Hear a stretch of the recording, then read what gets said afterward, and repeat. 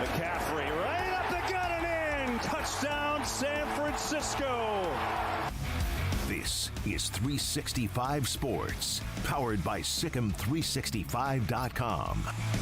Bubble screen, Devontae Smith, got a block, got a touchdown. Eagles making it look easy. 365 Sports is presented by IdealMRI.com. High-quality MRIs for $497 or less.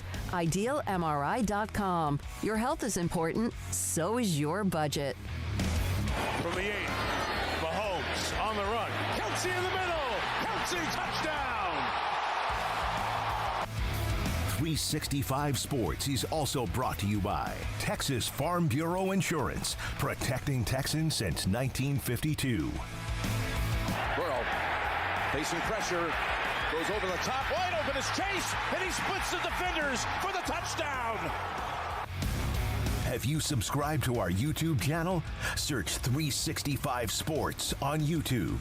Brought to you by TFNB, your bank for life.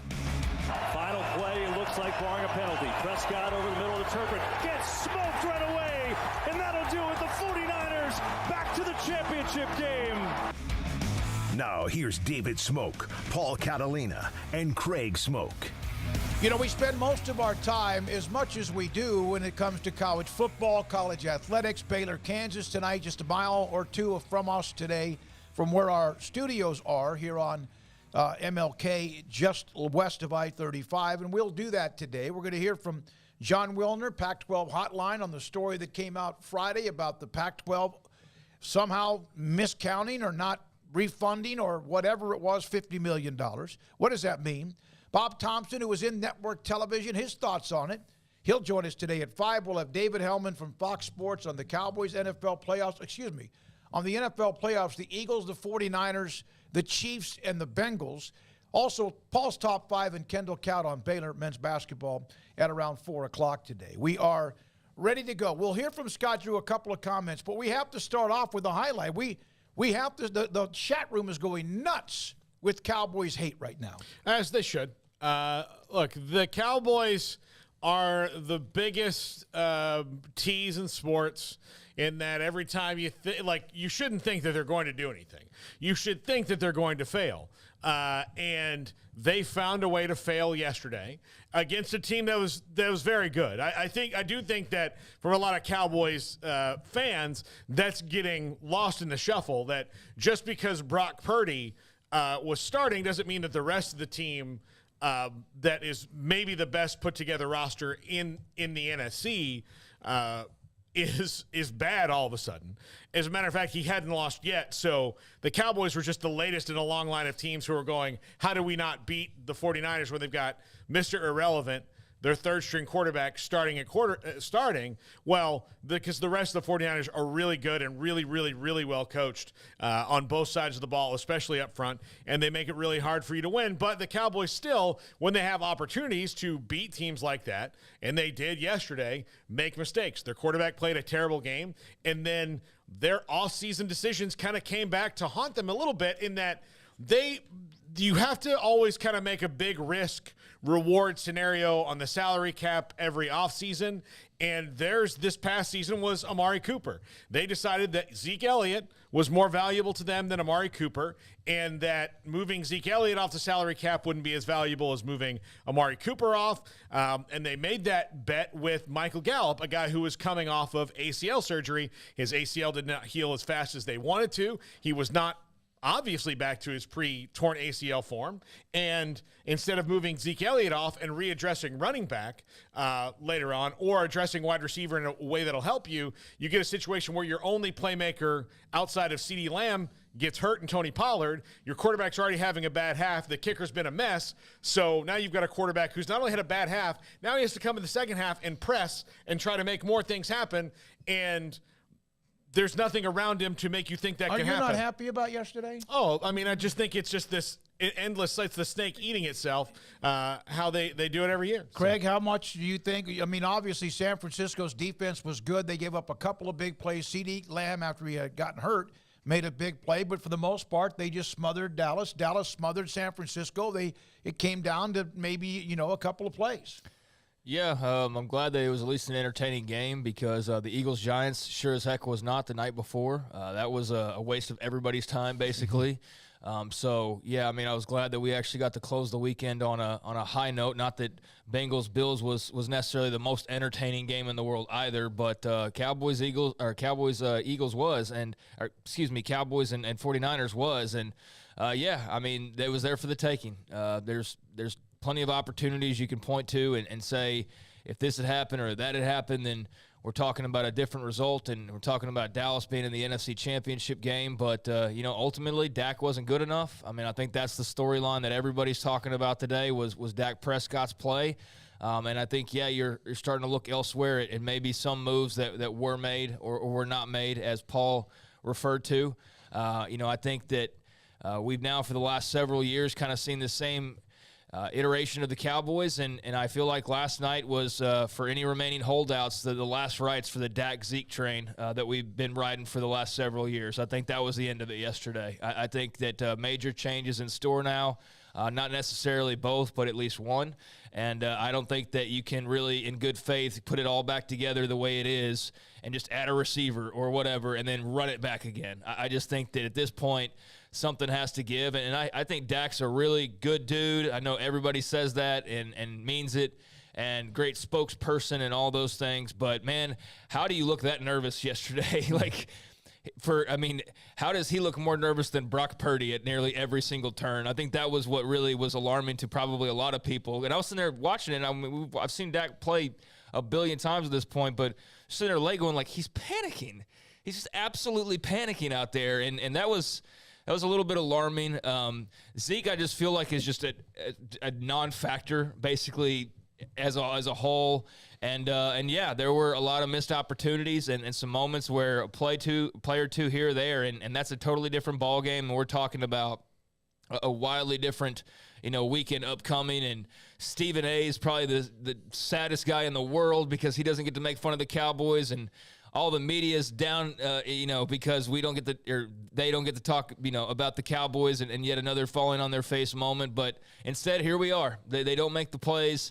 Dak doesn't play well, and the 49ers play just well enough to get that W. And so it's 49ers-Eagles rather than Cowboys-Eagles, and that's a real shame. It is, because change is in the air, and you wish for certain guys that it would have been a different outcome, but that's reality and that's life, and here they are. Well, again, there was, in the final drive, that play at the end, it looked like six-man football in Santa Clara.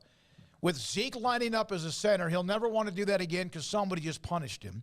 The throw to Turpin, trying to kickstart something, great play by the safety from San Francisco. I think it was Jimmy Ward, Jimmy right? Ward, I'm sorry.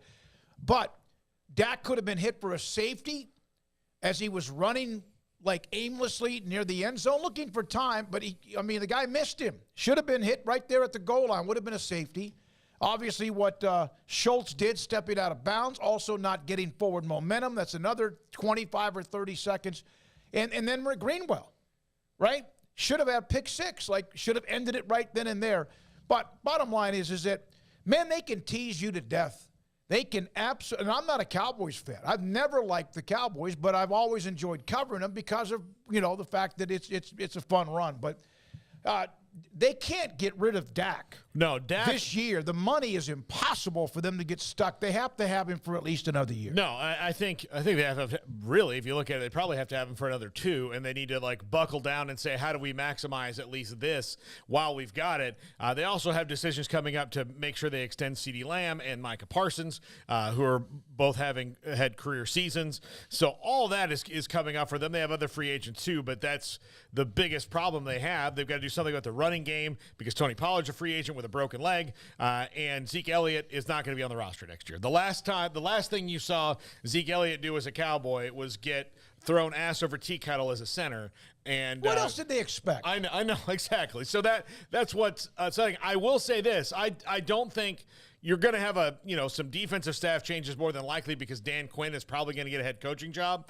I do think that they need to think about Kellen Moore and Doug Nussmeier as their offensive coordinator and quarterback coach because Dak feels like he's either stagnated and he's done getting better and this is as good as he's going to be, or they have to find someone who can, point him in a different direction, especially when it comes to turnovers. So those are things they all have to consider in this offseason. Kellen Moore's done a pretty good job as the offensive coordinator. They've won 12 games back-to-back, but I do think that maybe they need to get some fresh eyes on that. And maybe if it's just the quarterback coach, maybe it's Doug Nussmeier, because they've got to get something different out of Dak when it comes to those big pressure moments and turnovers. Three of the 4 quarterbacks in the championship games played in the Big 12.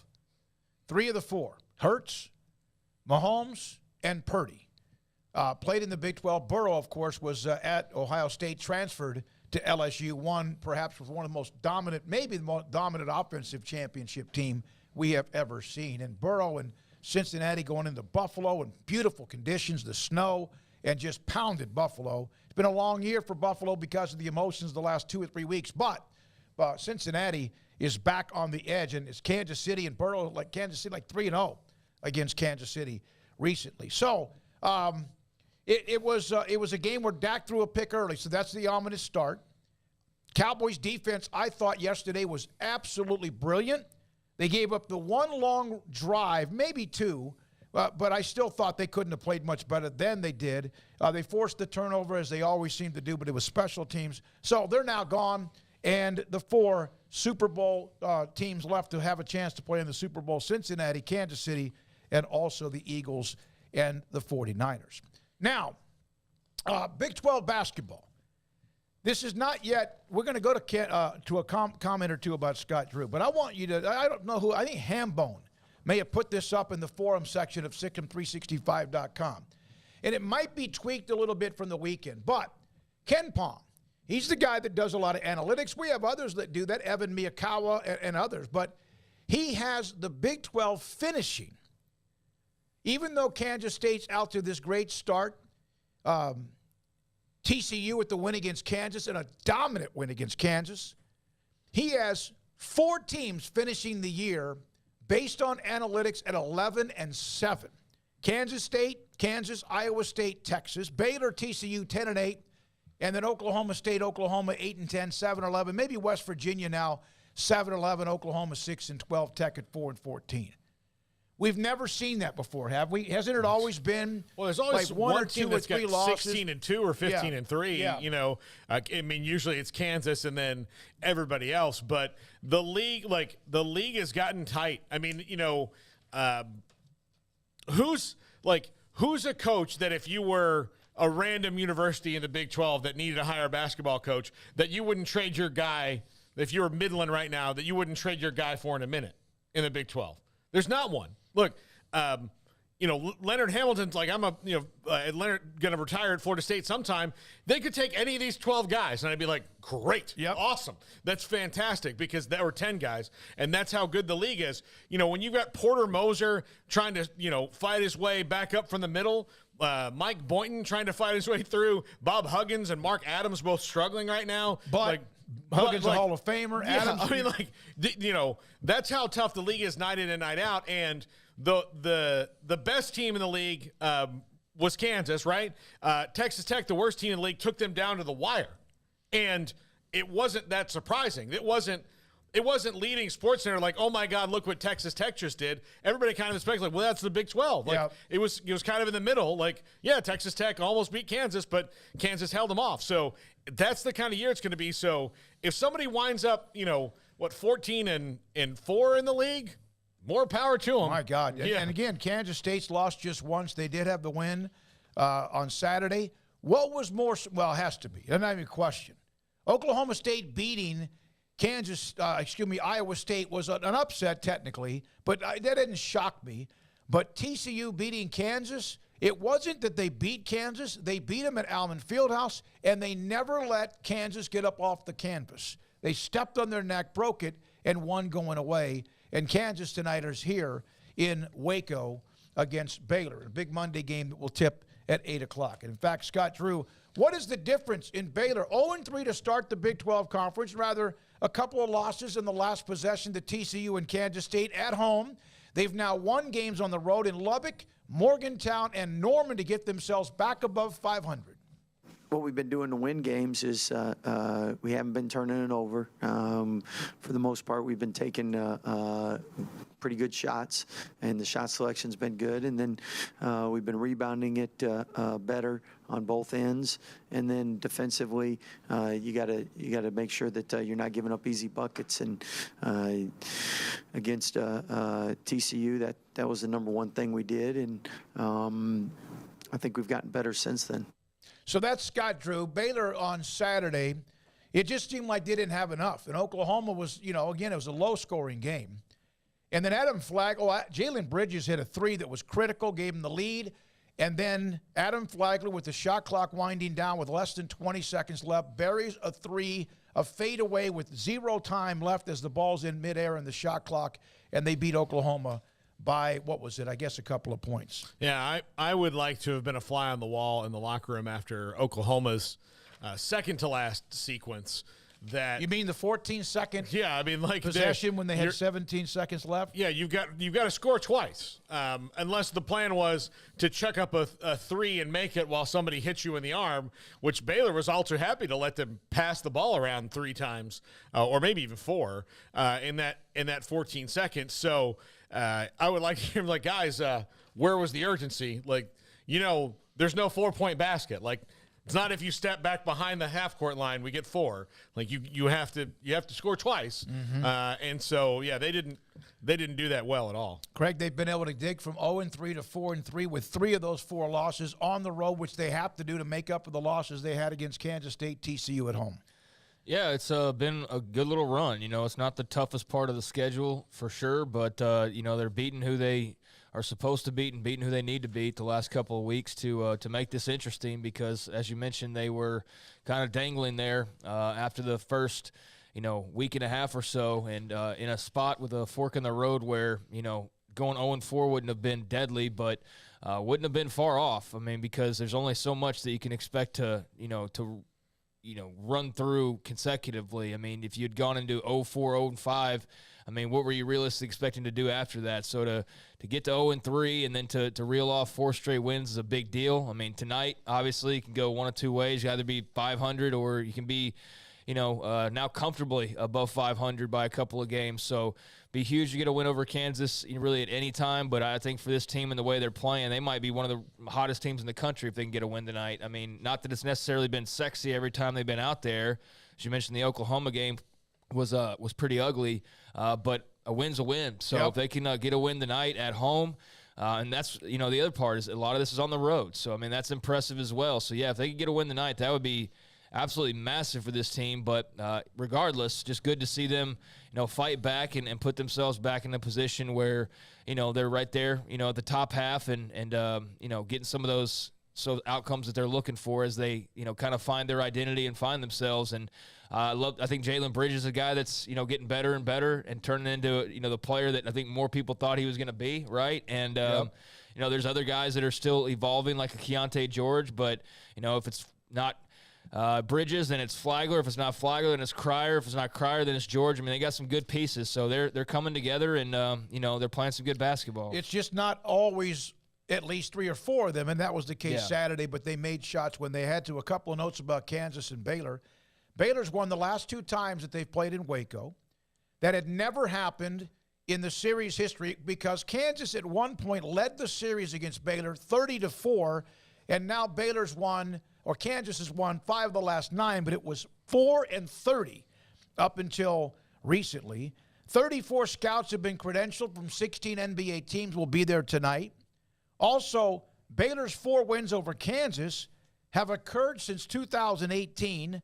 4 wins over Kansas since 2018, tied for the most in the conference. And Texas might be the other one. I'm not sure. Paxton and UT fans, you might know that for sure.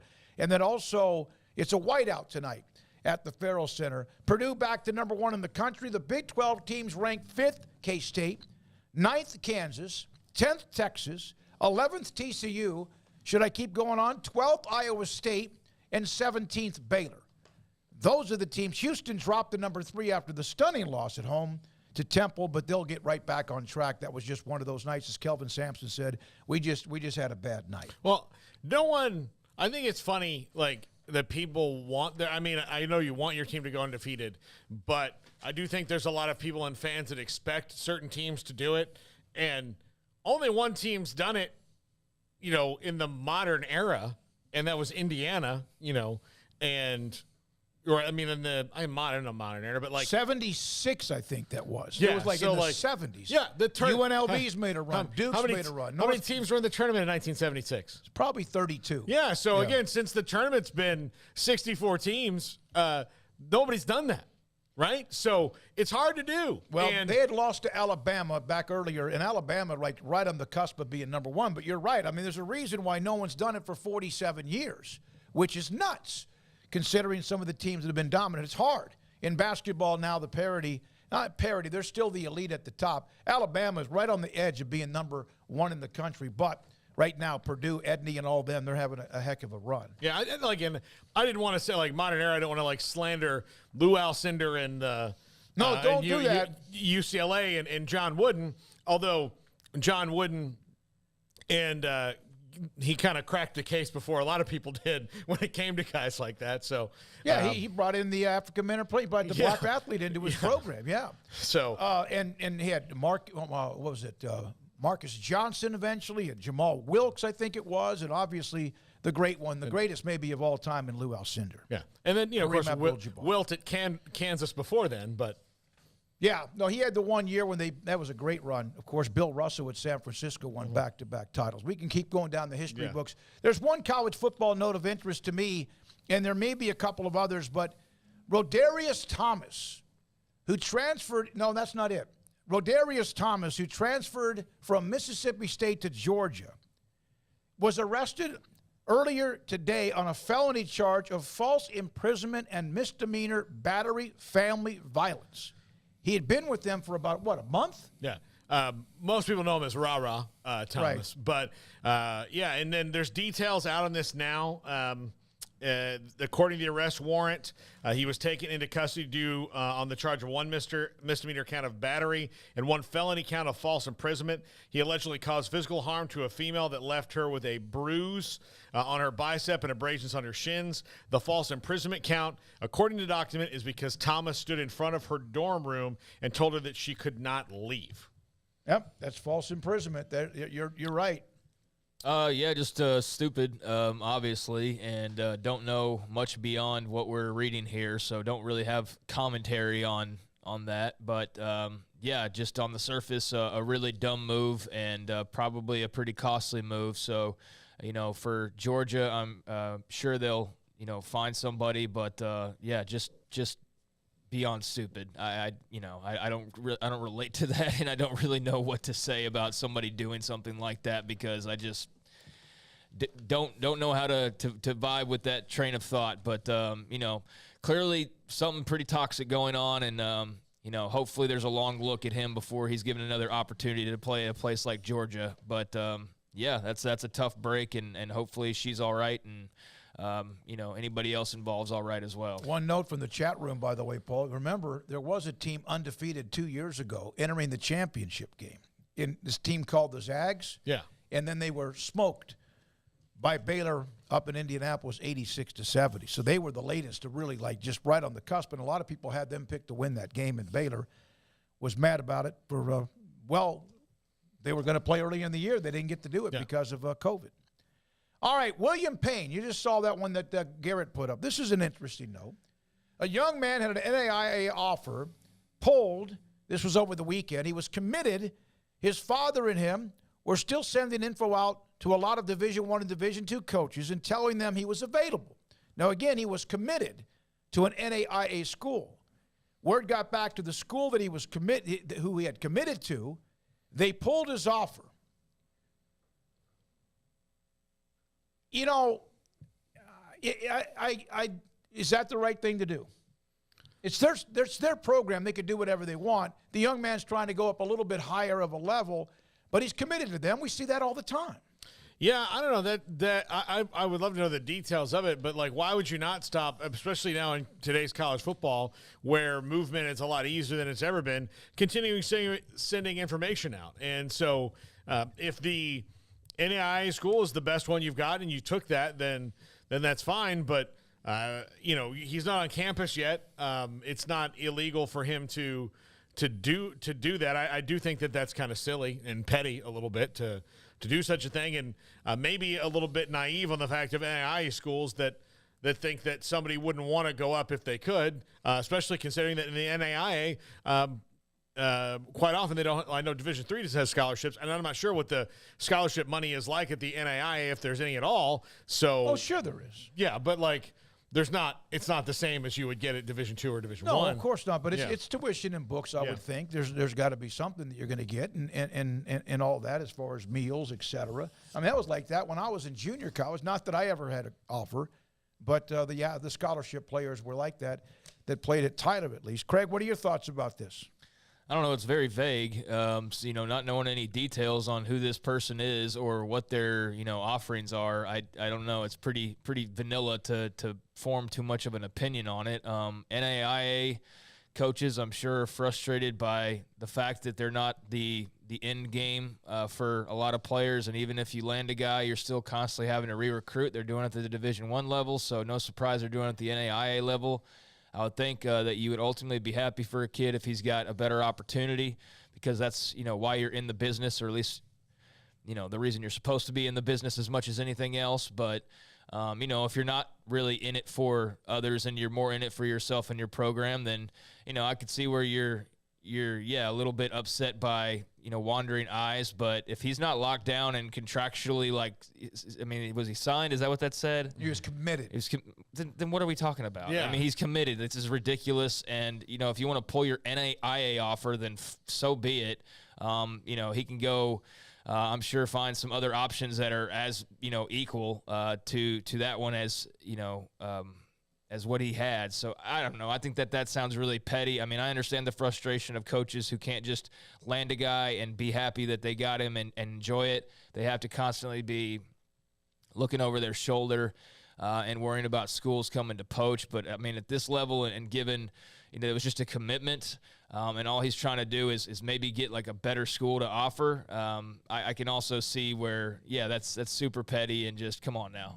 But, I don't know, it's kind of vague, but that seems pretty silly. And, I would, if I was that prospect, probably let other prospects know how that NAIA school treated me if I had the opportunity to do so. So, I don't know. One of the responses to the tweet was, yes, all involved, the coaches, the AD, recruiters, the school president are all committed until what they deem a better opportunity comes along. Nothing wrong with players and families seeking what they deem is a better opportunity. Yeah, I mean, is that NAIA coach going to just stay there if Division I comes calling or Division II or whoever? Probably not, right? So yeah, he or she or whoever the situation is, a bit of a hypocrite. And yeah, just let the guys go play where they want to play. If it's on the up and up, and it's simply a matter of NAIA and wanting a better opportunity, then, again, I understand the frustrations, but it does seem very petty and unnecessary. 328, this is 365 Sports. For those of you here with us today, thank you. We'll take you up until 6. We will have Jon Wilner in 10 minutes on that story that was Friday that kind of took a lot of people off guard. It was an awkward story about the Pac-12. Had an extra $50 million in which they did not report. What does that mean? Bob Thompson, who, of course, former executive president at Fox Sports, he's going to join us at just after 5 o'clock. And is this one of the reasons? We'll ask Jon this as well, of why some of the Pac-12 maybe TV stuff is not yet finalized, or does that have nothing to do with it? So we'll get into that today as well. Garrett, put up that note on the Cowboys, though. I know they've been through listen, my favorite team's been through a longer stretch. Washington won the Super Bowl, I think it was in 26 in 1991 season. The Cowboys have now gone 12 consecutive playoff appearances without reaching the conference championship game. Now, about half of those, they were beaten in the wild card round, in the first round, and then there have been some where they've been on the cusp of maybe getting after a bye, like the Giants, back when the Giants ran the table late in the year. The longest streak, this is the part that got me.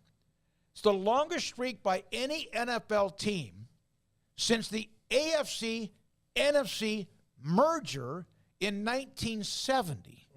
52 years, no one's ever had 12. So if you've made the playoffs in those years, you've at least gone to the championship game since that time.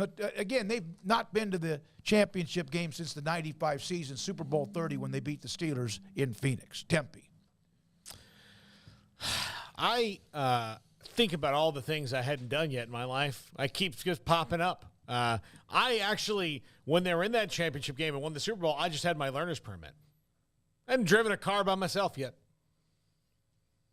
Hadn't done it. Long time. There are people. Look, Carter, we have an intern here. He doesn't even know a time in his life of the Cowboys being dominant. He has no idea. He hears it, and it's like I'm talking about Babe Ruth to him. I know. Yep. Craig, you were young when Washington hammered the Bills, right? You were like 8?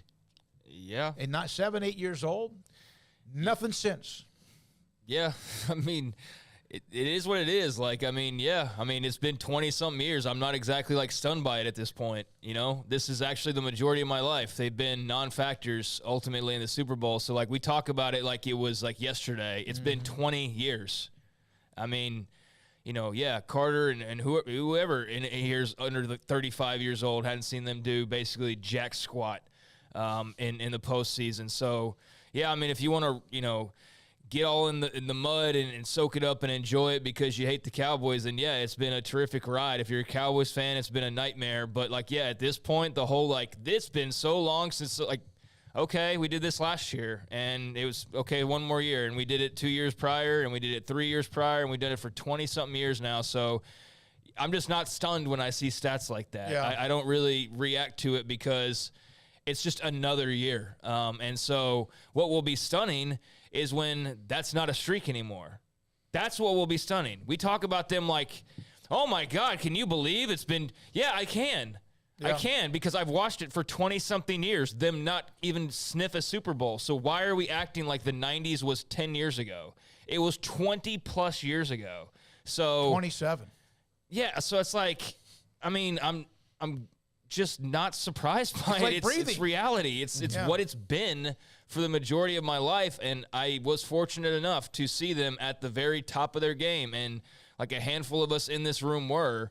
But, when we start talking about it, do y'all realize how the eyes roll in the back of the heads of people who are not nearly 40 years old? And so, maybe we need to realize that our perception of reality of what the 90s was like is a really long time ago, and nobody understands that. And we sound like old people talking about it because it was a long time ago. I'm trying to think of the teams, Craig, that when I was younger. It's like me hearing about the 70s Steelers. Yeah. You know what I mean? It's like people tell me how great Terry Bradshaw was, and I'm like, cool, I've learned how great he is, and I've, gotten old enough, and I've seen enough, Pro Football Hall of Fame stuff to realize how great Terry Bradshaw was. But I'm like, okay, you know what I mean?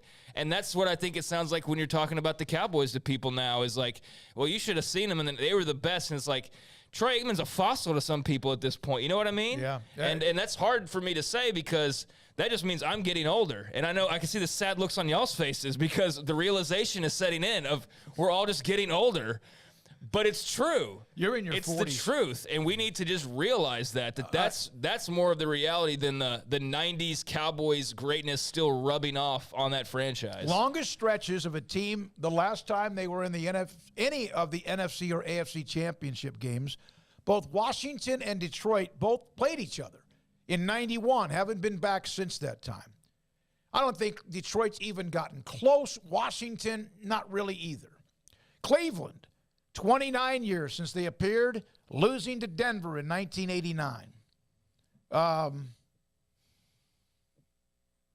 Miami, we talk about the Steelers of the 70s. They were the early part of the 70s with the Dolphins. It's been forever for them, 29 years. And then, of course, the Cowboys' 1995 season, Super Bowl 30, when they beat the Steelers in Tempe, Arizona. All right, when we come back, Jon Wilner, Pac-12 Network, San Jose Mercury News, and more. What is that story on Friday? How long have you been working on that? What does it mean? What else is coming down? Has that delayed the TV deal that George Kliavkoff is desperately wanting to get out? That's next on 365 Sports. Richard Carr, Buick GMC Cadillac. The Texas size selection is back at Richard Carr. Over 150 vehicles are on the lot and ready to drive today. That includes dozens of Sierra trucks. And right now, qualified buyers can get 2.9% financing on 2023 GMC Sierra trucks or 3.9% financing for qualified buyers on GMC Terrain SUVs or the entire lineup of Buick SUVs in stock. And when it comes to the Sierras, there's not a better truck on the road. It offers best-in-class towing, unsurpassed strength, premium comfort for a limited time. Get 2.9% financing and no payments for 90 days. If you're not looking to buy new, Richard Carr also has 80 quality pre-owned cars and trucks with many under $20,000. They're affordable, thoroughly inspected, and ready to finance for almost any credit rating. Quality vehicles ready to drive today. So check him out. For 23 years in Central Texas, Richard Carr. They've built a reputation as the people you can count on for your automotive needs. Run by Proud Central Texas. Log on to richardcarr.com today to see all of their various offers, whether new, pre-owned, or their service specials as well. Check all that out on the website, richardcarr.com, or call them now or go see them now off Highway 6 at the Imperial exit. Pizza, burgers, and Bears football. There's no place around Waco that serves them all other than Bubba's 33. Come show your green and gold and enjoy some of Waco's best food and beverages while watching your favorite team, the Bears. When real Bears fans get hungry, Bubba's 33 is the #1 spot for ice-cold drinks, hand-stretched, stone-baked pizzas, and bacon-infused burgers. Join us for indoor or patio dining. Bubba's 33, Waco's restaurant and proud supporter of Baylor Bears football. Sick 'em, Bears. How did Edward Jones become one of the biggest financial service companies in the world? By not acting that way. Financial strategies, one-on-one advice, it's a big difference. And that's why Brad Wilson, your Edward Jones financial advisor, makes sense of investing. Experience the difference for yourself. Brad Wilson, 250 Sharon Drive in Woodway, 254-776-4337. Edward Jones, member SIPC. Hey, this is Bryce Petty, former starting quarterback and two-time Big 12 champion, and I know firsthand the importance of being in top shape both on and off the field. So listen up, men. If you're feeling beat down day in and day out and looking for that high-performance edge that separates the men from the boys, then look no further than the Petty Clinic Low T in Waco. Petty Clinic is a comprehensive men's healthcare clinic with an atmosphere catering to men. Board-certified Dr. Kent Petty has a special interest in offering the highest quality medical care to men of all ages. Some of the services offered include include screening and treatment for low testosterone or thyroid, infertility, high blood pressure, diabetes, high cholesterol, sleep apnea, while offering comprehensive wellness exams and complete men's health lab panels. High performance men, remember, it's not just a Petty thing. This is Bryce Petty, encouraging you to reach out and Google search Petty Clinic Low T or go to pettycliniclowt.com and get your complimentary lab screening today. When we moved to Texas, we were like fish out of water. We didn't know anyone in our neighborhood until our Texas Farm Bureau insurance agent came to the house. She was so helpful and reassuring, a friendly face with that Texan hospitality I'd heard about. When we purchased a Texas Farm Bureau insurance policy, we knew we were making the right choice. We knew our family would be protected. Stop by and see our agents at one of our 3 McLennan County locations. Coverage and discounts are subject to qualifications and policy terms and may vary by situation. Waco Custom Marketplace is your hometown grocery store with a full-service butcher shop and bakery. Hi, this is David Smoak. The butcher shop can take your customized orders for seafood, pork, and poultry, and custom cut your favorite steaks from bacon wrap fillets to T-bone to bone and ribeyes, cut specifically the way you want. They have Norwegian salmon fillets, catfish fillets, sliced ham or turkey and lunch meat, variety of cheese available, and several options of sausage links, fresh chicken breast or whole chickens, sliced bacon, pork chops, ground beef, marinated beef, and chicken fajitas, and always large briskets available, plus fresh vegetables. So the great product, customer service, and family tradition of the Bauer family continues at Waco Custom Marketplace, open Monday through Saturday. A full-service butcher shop and bakery available. Waco Custom Marketplace, 425 Lake Air Drive in Waco, or WacoCustomMarketplace.com. This is 365 Sports. The 3 o'clock hour is sponsored by Waco Custom Marketplace. Meats, sweets, Texas treats, and a cut above the rest. 425 Lake Air Drive, Waco. Jon Wilner had a story on Friday about the Pac-12 and money that had been paid to the conference that I would think had been distributed, and then all of a sudden an audit kind of shows there's a financial mess. And he now joins us from the Pac-12 hotline on 365 Sports. Jon, thank you very much for your time. Appreciate your comments as well about what we do every day. So how long had you been working on that story? Did that come out of the blue? Yeah. I don't know exactly how long from the time that I found out about it till when it was published, but it was not something that I had been working on for weeks, put it that way. Jon, so in a nutshell, Pac-12 executives were told of an overpayment, correct, and then let it keep occurring and never told what is supposedly or reportedly Comcast about this. How does this even go with just so few people knowing about it, and how did Comcast not pick up on it without the Pac-12 telling them about it? Well, that's one of the mysteries about this whole thing. The Pac-12, in the spring of 2017, the Pac-12 ordered up an audit from an outside firm of its contract and payments with the distributor. And 6 months later, the results came in and showed that the distributor was paying more than it should have. A couple of executives were told, and they did not tell the proper channels. I don't know exactly who they told, whether former Commissioner Larry Scott was told about it and did nothing, or whether it was kept from him. I honestly don't know the answer to that. And I also don't know how Comcast wasn't told or didn't find out about the results of the audit. We also don't know exactly how long it went on. These overpayments went on. It could have been for 6 or 8 years. It could have been for just a few years. There's a lot that still has not been made public by the conference. Jon, as best you know, once this was found out after that audit, what was the reaction within the Pac-12? I mean, obviously they moved to fire, those involved, but I mean, just the realization of what had been occurring. What was, from your understanding, the realization within the Pac-12 offices? Well, I think they were not happy at all and moved quickly on that front. it all happened under Larry Scott's tenure. The current commissioner, George Kliavkoff, came in basically a year and a half ago. And according to the conference, he was not made aware of it until October, when Comcast filed a claim against the Pac-12. And at that point, the Pac-12, hired an outside law firm to conduct an investigation. That took a couple of months, and then they got the results back, and a week later they fired the executives.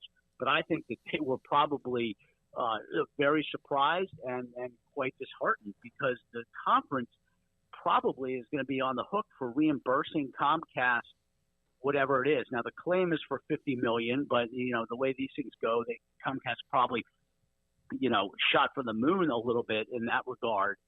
So it could be less than 50, but the schools will be on the hook for that. Jon, has this had in any way any impact whatsoever on the TV deal going forward? I don't think so. This is entirely a Pac-12 networks situation. It does not involve Fox or ESPN. They don't have distribution contracts with the Pac-12 networks, and those are the companies, among others, that are involved in the negotiations. Plus, my guess is that they didn't just find out about this late last week. The Pac-12 probably clued them in some regard to the fact that this was going on, so it wasn't going to be a shock. I mean, it's not good, but to the extent that there is a material impact on the valuation of the Pac-12 or the willingness of these other media companies to do business with the Pac-12, my guess is it's not going to be a huge issue. Would it have maybe slowed it down just on the Pac-12's functionality of it, in that, if you look at the timeline here in October, George Kliavkoff is saying, hey, we expect the TV deal to get done soon. Then maybe this happens, and they've got to get these kind of ducks in a row before they move on with their media partners, so that they can, as a conference, know, this is how much we get out of the Pac-12 network legitimately. This is how much that we are negotiating out for the other media partners as well. I mean, it could have had a role in slowing things down, either, because the Pac-12 thought that was the right thing to do, or the partners wanted to slow it down. Because the Pac-12 networks are part of the negotiations, right? I mean, somebody is likely to either buy that content or buy the Pac-12 networks and all their technology. So it's certainly possible that some of the entities involved in the media rights negotiations wanted to see what happened with the investigation into the overpayments. But I'm not 100% sure of that. I know one of the main delays was they were waiting for the University of California Regents to make a definitive ruling on UCLA's status. That was the thing that was holding it up the most. Jon, how much does the departure of Kevin Warren in the Big Ten, how do you feel like that has an impact on sort of just the feel around the conference when it comes to, let's say what the last couple of years have been like, a lot of uneasiness, a lot of wondering about what's going on exactly? Does that settle down now because of the change in the Big Ten?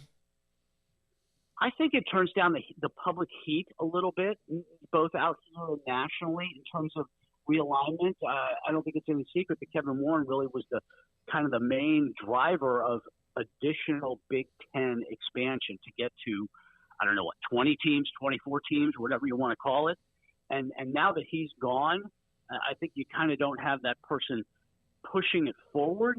At the same time, there's no indication to me that the Big Ten presidents were interested in expanding anytime soon, or the Big Ten's TV partners were interested in expanding anytime soon. So I think that the public perception of where the Big Ten was further along than what the reality was internally, because Kevin Warren on multiple occasions has talked publicly about additional expansion. I just don't think behind the scenes the rest of the Big Ten was out there with him. I follow your timeline. I think you also may have had the story about that the timeline, the clock is ticking on the TV deal. Yeah. I mean, I know that this is a strange situation because of so much that happened in the last 6 to 7, 8 months in college football and athletics. Is this even much longer, Jon, than you could have ever anticipated? I thought that the honest answer is I thought that they were going to get this thing done in December. That would have been, basically 6 months, 5-6 months, which, folks need to understand it's easier to do a TV deal if you are basically just renewing with the same networks, like the Big 12 did, right? If you're bringing in new partners to the negotiations and you are reconfiguring your TV inventory, it takes longer. I mean, the Big 10 took, 6-7 months? So I figured the Pac-12 would take through the fall into December. And then once the UCLA situation was solved, I was expecting that they were going to announce a deal, right in the week or two before Christmas, and was surprised when they said, no, we're taking our time. It's going to go into the new year. I think they got to get moving on it. Do you think that it has morphed from what they initially thought it was going to be as far as the partners and maybe more streaming than you thought? Or is that just the fan panic mode? I don't know, panic mode, but theory on why it's taken so long that most of this might be on Amazon or something like that? I'm not really sure why it's taken that long, or taken this long. I have to imagine that when they set out for this whole thing, back in July, that they knew then that the most likely outcome was that they were not going to just redo their deals with Fox and ESPN, that it wasn't going to just take a month or 2 months to renew with the same inventory packages. But I don't know that they necessarily thought it was going to take this long. And I have to think that even with Amazon and Apple being part of it, that the conference folks in the conference probably thought it would be done by now. The part about the NFL now that's been streaming on Thursday, the story is at least they get those games in the home market. That's not going to happen with the Pac-12, will it? If that, in fact, whatever they do with them? I'm not sure how they're going to do it. Whether Amazon plans to have games, home market only, national, I really have no idea, because Amazon has never done anything like college sports, college football. So, and there's a lot about the NFL, right, that doesn't apply to any other sport in America. And that Thursday night TV package, I think, is part of it. One mistake I think people are making is, it's going to be different. The Pac-12 is not going to get the same kind of response from Amazon, the distribution, the money. I mean, it's all going to be completely different because Amazon is new to this too. And whether they get a big package of games from the Pac-12 or just a sliver, I don't know. But I am pretty sure that Amazon will be involved in some form. Will you be the happiest, not man ever, but when this gets done, no matter what it is, wouldn't it? Can you sleep better? Yeah, it has taken a long time. It's been a very busy 6 months, 7 months, because, I'm trying to write about the Pac-12 like normal, the stuff on the field, the stuff on the court, recruiting, all those kind of things. And then you have this giant issue, right, hanging over everything, this existential crisis that I feel compelled to cover on a full-time basis as well. So it has been the last 6 months have been kind of double the workload. So yes, I will definitely be happy however it ends, when it ends, and hopefully, I think it's going to be in the first quarter of this year. I can't imagine it's going to go into April. And John, in terms of on the field, not a bad year for the Pac overall, huh? Especially when you start to look towards next year and all the quarterbacks that are returning or moving into the league. Do you feel kind of already a sense of a little bit of buzz and excitement over, what's kind of in store for this league as a football, group? Oh, yeah. It's the anticipation for next year is, much, much higher than it has been for any Pac-12 season in a long time, right? They finished with 6 teams, I think it was, in the selection committee rankings. And, there's a good chance they'll start next season with 6 in the AP poll. And then you throw in the Deion Sanders factor. And there's a lot of interesting stories. And I think the conference is as well positioned competitively as it has been in a long time. Jon, thank you very much. Appreciate your time as always. Great to have you on the show. Jon Wilner, Pac-12 Hotline, also the San Jose Mercury News with us, and has been on with us since, well, before over a long time, but then the USC-UCLA story popped like it did a year before that with Texas and Oklahoma. We appreciate Jon Wilner and his time. Yeah, man, that's a weird story. I guess, where's the money? Yeah. It's in everyone's bank, you would think. Yeah, so I don't know why I didn't think of that till like 10 seconds after he hangs up the phone. No, I mean, that's the other thing is, so this Bennett, like the guys, and maybe that's why Larry Scott didn't fire him, because it wasn't like the guys did this and then pocketed the money.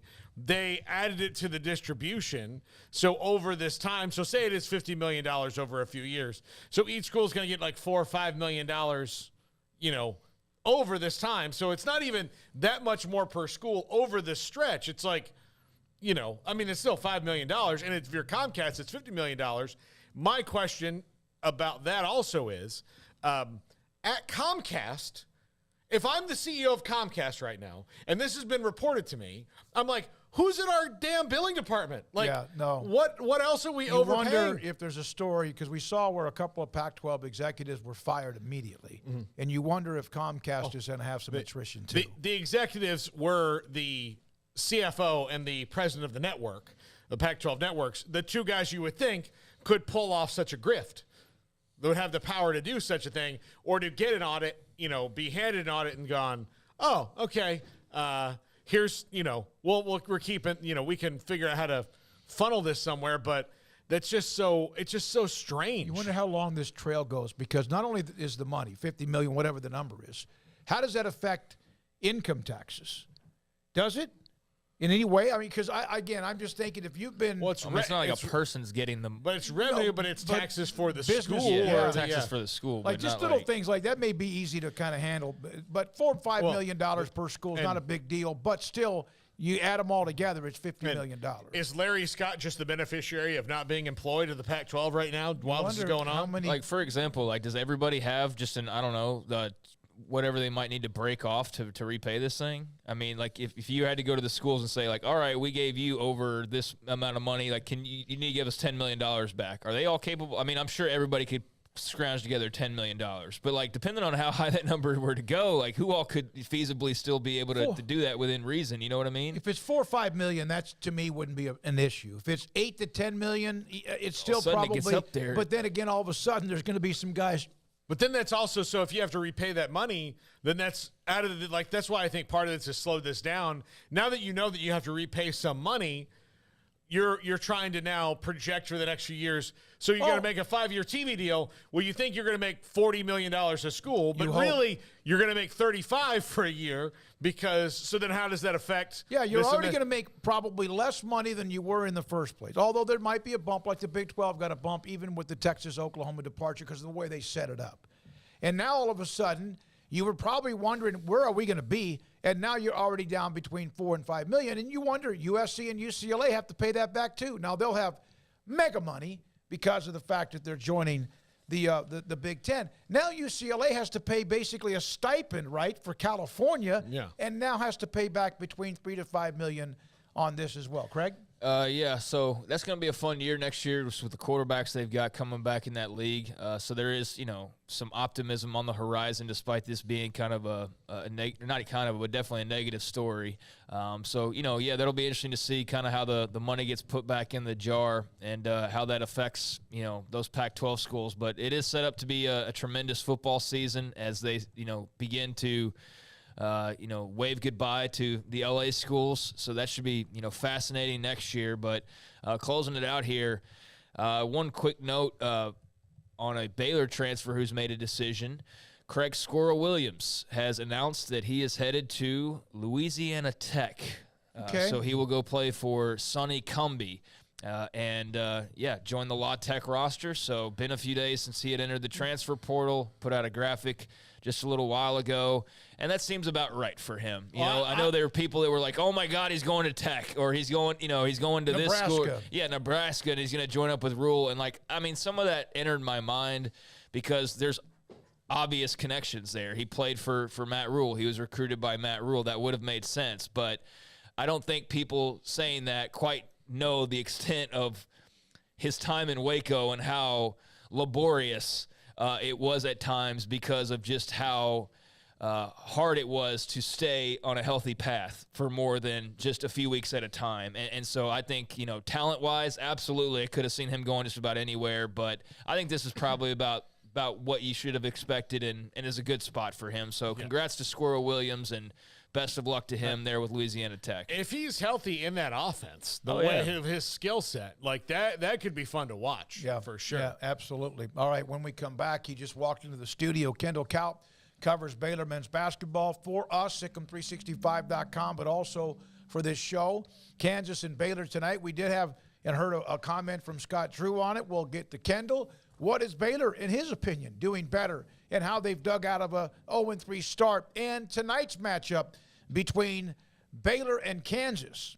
This is 365 Sports. Alan Samuels, Dodge Chrysler Jeep Ram Fiat. It is the Start Something New sales event. Ted Teague and his staff are rolling into the later part, I guess you could say, of February. You get 2.9% financing for 72 months on the 2022 Ram 1500 crew cabs. All of the trim levels, Lone Star, Laramie, and the top of the line, Longhorn and Longhorn limited. Get values up to $3,000 on the Ram 1500 Lone Star crew cab, plus 4.9% for 72 months. Pick from the best selection of Ram trucks you can find in the area of Texas and even beyond the state borders. Also, the Start Something New sales event, $2,500 in total values, 1.9% for 72 months on all of the new 2023 Jeep Grand Cherokee Limiteds. 1.9% for 72 months on all the new 2023 Jeep Grand Cherokee Limiteds for 72 months plus rebates available. Alan Samuels, Dodge Chrysler Jeep Ram Fiat, Loop 340 and east of 84 in Waco. From the first workout to the last practice, sports is an incredible challenge.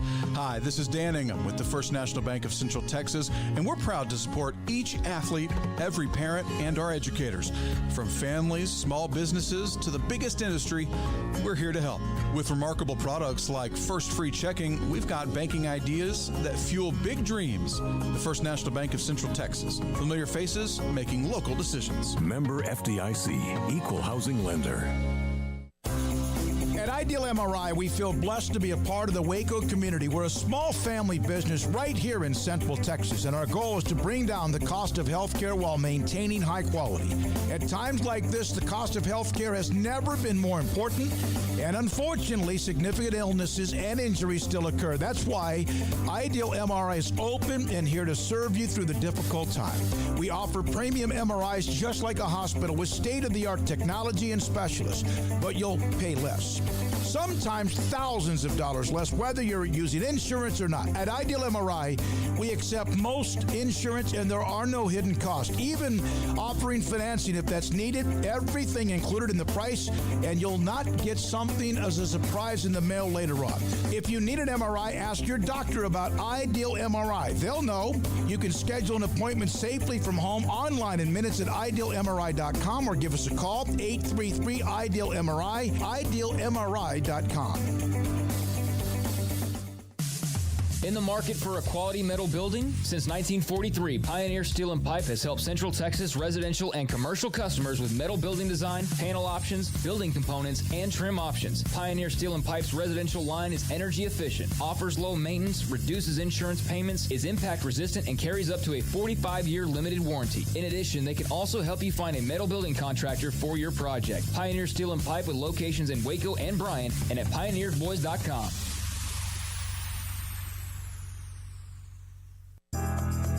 Riverbend Liquor and Wine, Lakeshore Drive, North 19th Street, right behind the bank, is a hidden gem in Waco. If you're a fan of bourbon, especially local Texas bourbons, that's where you gotta go. Balcones, TX, Devil's River, whatever it is, they've got it. Riverbend Liquor and Wine, plus the best selection of craft beers in Waco, seasonally churned out throughout the year, whether it's spring, summer, fall, or winter. Riverbend Liquor and Wine, best selection of craft beers, a speedy drive-through window, and excellent customer service. Find out more on Instagram or just go by and see them. Lakeshore Drive at North 19th Street behind the bank.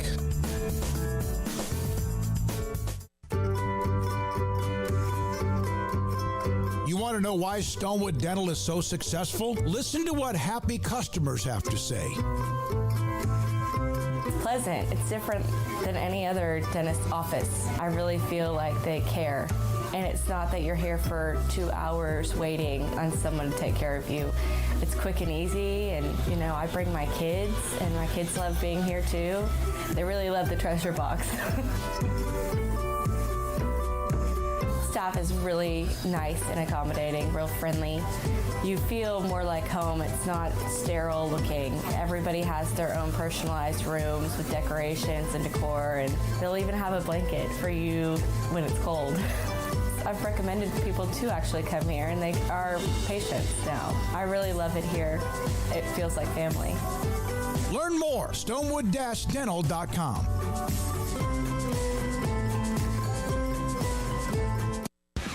This is 365 Sports. Text us at 254-339-1122. The text line is sponsored by Riverbend Liquor and Wine, with the most extensive variety of craft beer in Waco. A hidden gem on Lakeshore Drive and 19th Street. Garrett Rouse runs the mothership. Jacob Wilson, Emery Winter, Carter Aiken is in the studio. He's one of the newbies, and we appreciate him being a part of what we're doing, and will be more involved on 365 Sports. But also in the studio with Craig and Paul and myself, David Smoak, is Kendall Kaut, Baylor and Kansas tonight.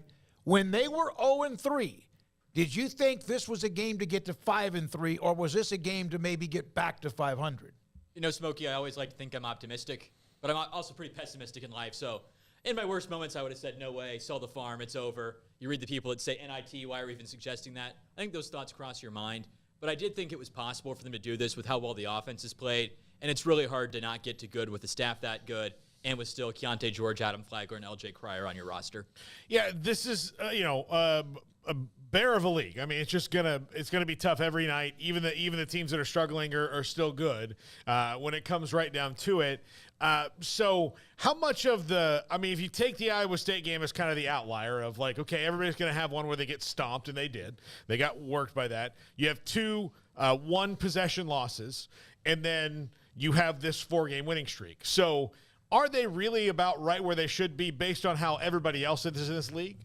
I think they're in an appropriate spot to still contend for the Big 12 title, Paul. Yeah. I think there's an argument that they've had some setbacks maybe they shouldn't have had earlier in the season. They should never have lost to Marquette by as many points as they did. That defensive effort, not acceptable for Baylor, and I think they recognize that. But I think pretty clearly right now, those top 6 in the league that include Baylor, TCU, Iowa State, KU, and K-State among that 6, along with Texas, have really separated themselves from that bottom 4. And even that bottom 4, Bob Huggins, you can talk about, is he maybe on the hot seat or not? I hope not with how successful he's been. But if Bob Huggins is coaching this West Virginia squad in the ACC, we're maybe talking about them contending for an ACC title and not finishing 9th in such a great league. So what's been the biggest difference between 0-3 and now, 4-0? Craig, I think it's that the offense has gone to another level. Bart Torvik, kind of a cousin of Ken Pom in the sense that they do very similar stuff, has a metric where you can go onto his site and pick from a starting date to an ending date. And over the 7 Big 12 games, which even includes that Iowa State debacle where Baylor's offense wasn't effective. Flagler in the first half, Keontae in the second half, nothing in between. Baylor's had the nation's #1 offense by a full 3 points per 100 possession, which is a pretty monumental gap. But even in that stretch, Baylor's 172nd on defense. So it's been the testament of, can your offense carry if your defense is bad enough? If Baylor can just get the defense to competent, they really can contend once again for Houston on that final weekend of the season. Yeah, but the offense was a little sickly on Saturday. Was that Oklahoma or a bad day shooting? I think it was a bad day shooting, Smokey. Oklahoma got out in their faces, but I didn't think Oklahoma did anything better than K-State or TCU did, or that Texas Tech really even did. And Lubbock, I think Baylor just had an off shooting night. I believe Matt Roberts, the great Baylor SID, sent out a stat saying that was Baylor's worst shooting performance in a win in the last 3 seasons. So good testament that Baylor could play some defense beyond just their foray into Sioux Falls, but have to get the offense back on steam, and then the defense needs to keep itself at least that level. What do you think they are? Outside of having lockdown guards, which they don't really have anymore, but they were spoiled in that regard for a little while. Outside of that, because they didn't have those guys last year either, but they were still really good on defense. So for the most part of the season, what are they missing on defense? I think Paul, we don't have time to go through everything there is on defense. But it's a good question because it's like, what are the one or two things that Baylor could really hone in on? I think at some point, because Baylor's wings aren't really that long other than Jalen Bridges, and they don't like to play Caleb and Jalen together because the offense suffers. LJ and Adam aren't the best point of the attack defenders like maybe a Davion Mitchell or a James Akinjo, as much as I like both the pair I just described. I think they've got to get better about understanding assignment defense and saying, you know what, if tonight DeJuan Harris takes 10 threes and makes 6, sometimes the dice don't come up your way in Vegas, or if you don't like gambling, insert your analogy for gambling there if people are anti-gambling. But I think they've got to pick their spots better, decide who you can leave open, and understand that they're not going to get to perfect, but good is good enough. Has that struggle been surprising to you? And how surprising do you think it's been to the staff that maybe they're struggling as much as they are on that end versus expectations? Good series of questions from everybody on that front, Craig. I think it's been surprising to them that they've been this bad. I think coming in, you look at kind of a pre-mortem. There's the concept if you're a doctor before a surgery, they look at what's everything that could go wrong that would kill the patient. And they found studies that look at that and say, that's a pretty accurate method to know what are the things we can actually prevent. Coming into this season, Baylor's staff, I think, was very cognizant. Offense is going to be really good. I had one member of the staff tell me they thought the offense could be better than the championship team. And you look at the metrics right now, it actually has been. But they thought that defense could be really bad, and it has been. So I think it's shocked them that it's been this bad to this degree. And they've spent so much time correcting it. After the loss in Milwaukee, they flew down to South Dakota immediately after, prepared hours and hours. I think they were sleeping 3 hours a night that first evening because Scott Drew would call them up and say, we're meeting again, we're meeting again, we're meeting again. So it's shocking they're this bad. It was a problem they identified, but even when you identify a problem, there are degrees of harm, and that's been one heck of a degree of harm for Baylor. When you have Jonathan Tchamwa and Mark Vidal as those around you in the middle, and especially on defense, Flo had protection and vice versa. Does he miss that kind of person?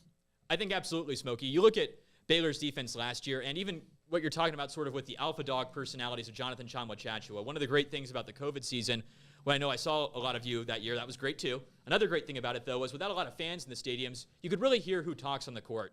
And Jonathan Tchamwa, you could hear shouting in his Cameroonian accent, ice, ice, ice. I'm not going to do the accent to offend anybody on the show. We love Cameroon at 365 Sports and Sikkim 365.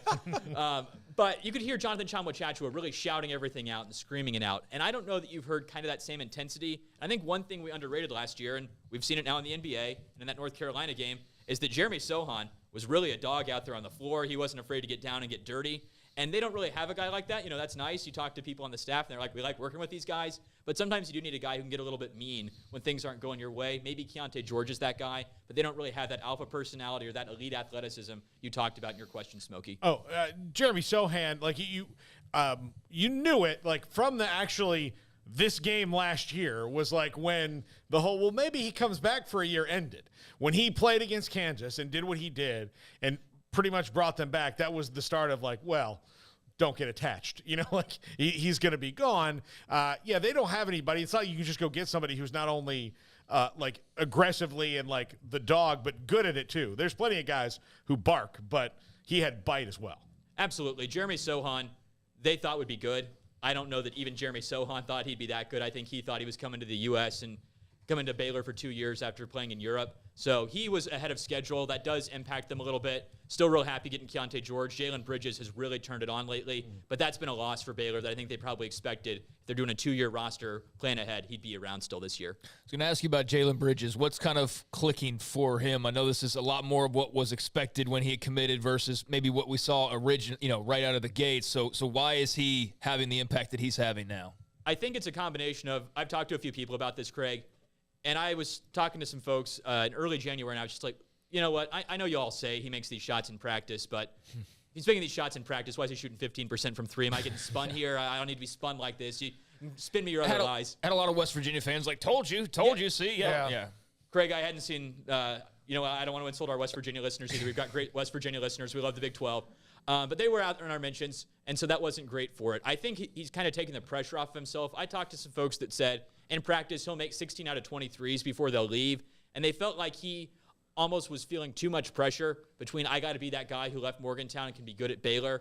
And I don't know if it was once the West Virginia game happened or once he got a little bit more comfortable as I'm not the guy in West Virginia playing for West Virginia anymore. But there's no way Jalen Bridges probably even takes those shots he took at the end of the Oklahoma game. And for him to make all three of those shots absolutely different guy, and that's the guy they expected and they're getting. So the Scott was on last week, and he said the rotation's already kind of cut from 9 to 8. Who could penetrate that, if anyone, that's not playing right now? At least if they need somebody to take up some minutes. I think the two are the question that remains on the table. Will Jonathan Tchamwa-Tchatchoua play this season? And then the second one is, could Dale Bonner play a little bit more going down the stretch? I think there will come a game where one of the guards will get into some foul trouble, or Caleb Lohner might get blown by a few times. I hope it doesn't happen for Caleb. Seems like a nice cat. But somewhere along the line, I think this season, there will be a moment Dale Bonner is needed. I do think the rotation probably stays close to 8 for most of the year, but there'll be a game where Dale Bonner is needed down the stretch to win a game they'll need. Kendall Kaut with us. He is, again, our college basketball analyst for Sikkim 365 and also 365 Sports. All right, so Kansas rolls in tonight, and this is a team that's on a 2-game skid, which doesn't happen often under Bill Self. 3-game skids happen less often than that. But this is a little bit of a different Kansas team right now in that their starters are really good, but only one of them has been super consistent in Jalen Wilson, and they don't have much of a bench right now. Do you think this is a Kansas team that's a little shaken on confidence, which, again, under Bill Self, they've never really not been confident? I think it's possible, Paul. Everything you mentioned is definitely true. I looked it up before coming here to be like, am I incorrect in this assessment? They just don't play their bench at all nationally, or has it trended that way? Per Ken Pom, they're 344th in minutes played by their bench, so they just don't go to the bench at all. And so if you want to insert an MJ Rice or an Ernest Uda or a Zuby Ejiofor, well, they haven't really played up to this point, and you're going to have their first game of the season be what I think will be a very raucous environment tonight for Big Monday in Waco. So we'll see how it goes. DeJuan Harris, I think, has only scored like 3 points in his last 4 games. Hasn't really found a shot recently. Kevin McCullough's gotten beat more often than he ever did in Lubbock. Jalen Wilson would be the Big 12 Player of the Year if the season ended today. But other than that, Paul, I'm a little questionable about how does KU feel tonight coming into this one. And that's why if you're Baylor, you really need to win this one if you think you're a Big 12 title contender. I can tell you that game in Norman, which was touch and go, obviously you lose that, you're 3-4, then you're having Kansas. So Paul Catalina's got emotional issues tonight at the Farrell Center. Yeah. I got 2 emotional issues. I got two of them sleeping in my house. One will leave tomorrow, but both of them might leave tomorrow. Yeah, it's true. But surprisingly, the one who will be angrier about it is the one who's not. So it's tough. I told Scott Drew that, like, look, if you win, I've got my bag packed. I'm staying at your house for a couple days. Hope you got Honey Nut Cheerios. They got destroyed by TCU. That was never. I was playing golf. Paul texted me. He was like, I looked at the scores like 17-15. When they got it down to 10, I'm thinking, okay, here comes KU. They never made the run. They did Smoky, and that's the staple of KU throughout their history. I always compare it to that West Virginia game about 4 or 5 years ago where Bob Huggins afterwards went absolutely apoplectic, saying, you're playing, 8 against 5 in this arena. What happens now in Fieldhouse? But you always feel like in that building, KU will make the run. I think back in 2018, Baylor was up by like 6 with 2 minutes left. And then you can argue, did a call not go their way? Did they have a bad turnover? But it always seems like KU can manufacture something there. And to just get kind of punched in the mouth by Eddie Lampkin, Mike Miles to go off, TCU to shoot so well, that didn't feel like a vintage Kansas team. And so coming into tonight, Baylor feels like they're going to establish themselves as a Big 12 contender. That's what they're playing for. And KU, I think, feels like they're playing for the pride of all the Jayhawk teams that came before them. There's not a lot of guys who have kind of the star power that Keontae George had coming in. And so I feel like anytime we talk, I got to ask you just kind of a progress report on what you've seen from him. Where have you seen his game kind of go these last few weeks? Where do you see him as we get into the real meat of the Big 12 play now? Craig, I think it's an understanding of picking his spots a little bit better than they were in the beginning of the season. Now, they'll let Keontae take that turnaround jumper he did at the end of the OU game that you're like, ooh, or some of those off-balance threes. You live with those because Keontae George is what you might consider a bad shot maker. He makes those at an elite level, kind of a la Carmelo Anthony back in his Syracuse days. What I've been most impressed with him is how he's gotten his emotions in check. He absolutely lives and dies with it. There have been some one-and-dones that have come through Baylor where, at times you wonder, hey, are they thinking about where am I going to sign my next check? Who's my agent going to be? What am I going to do with that? After the Virginia game, I was out in Vegas and looked across the court at Keontae, and at the Iowa State game, I was right near the Baylor bench. I've never seen a freshman show that kind of emotional intensity for Baylor, and somebody on the staff that I talked to last week told me he's been absolutely awesome to be around, and that's helped his development a lot because Keontae George isn't stupid. He knows he's going to be a millionaire next year, and he's going to be playing in the NBA.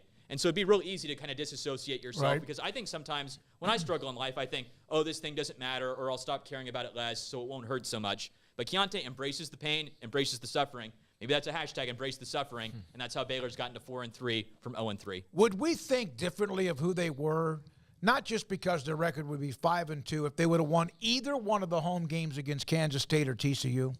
I think we would, Smokey, and that's what's so kind of frustrating about college basketball is Baylor really any that better or worse if TCU doesn't make a crazy 3, or if Ishmasu doesn't make a low percentage 3 at the end of that game? I mean, they're 6-1 potentially then, and that's what's so funny about basketball. I mean, Texas has to decide if they want to hire Rodney Terry, who on paper is going to have a pretty good resume, but it could be goofy enough that if Rodney Terry plays, let's say, an underseeded North Carolina in a 3-6 game, and Caleb Love and R.J. Davis remember what they remembered against Baylor in the NCAA tournament, are you not going to hire Rodney Terry because they go 11 of 20 from 3? Or if North Carolina shoots poorly and then you make the Elite Eight, do you hire him? But those are the kind of minuscule distinctions that make up life. But at some level, that's life in and of itself. You meet a girl at a stoplight, you wouldn't have seen her otherwise if you'd taken a left turn. I mean, sometimes life works out for you, sometimes it doesn't. For Rodney Terry's sake, I hope he meets the girl at the stoplight, and I hope Texas, wins for him, except when they're playing Baylor. What an analogy. What an analogy. It's a great, and it makes sense, too. I'm still waiting for the girl at the stoplight, guys. So that's why it's on my mind. Well, look, stoplight's not usually the place where you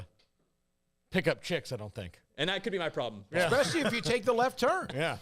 Kendall, go enjoy the game. I know you'll enjoy it and cover it, and we'll have full reports from you following and then articles and all the stuff, the shrapnel of good or bad afterwards, right?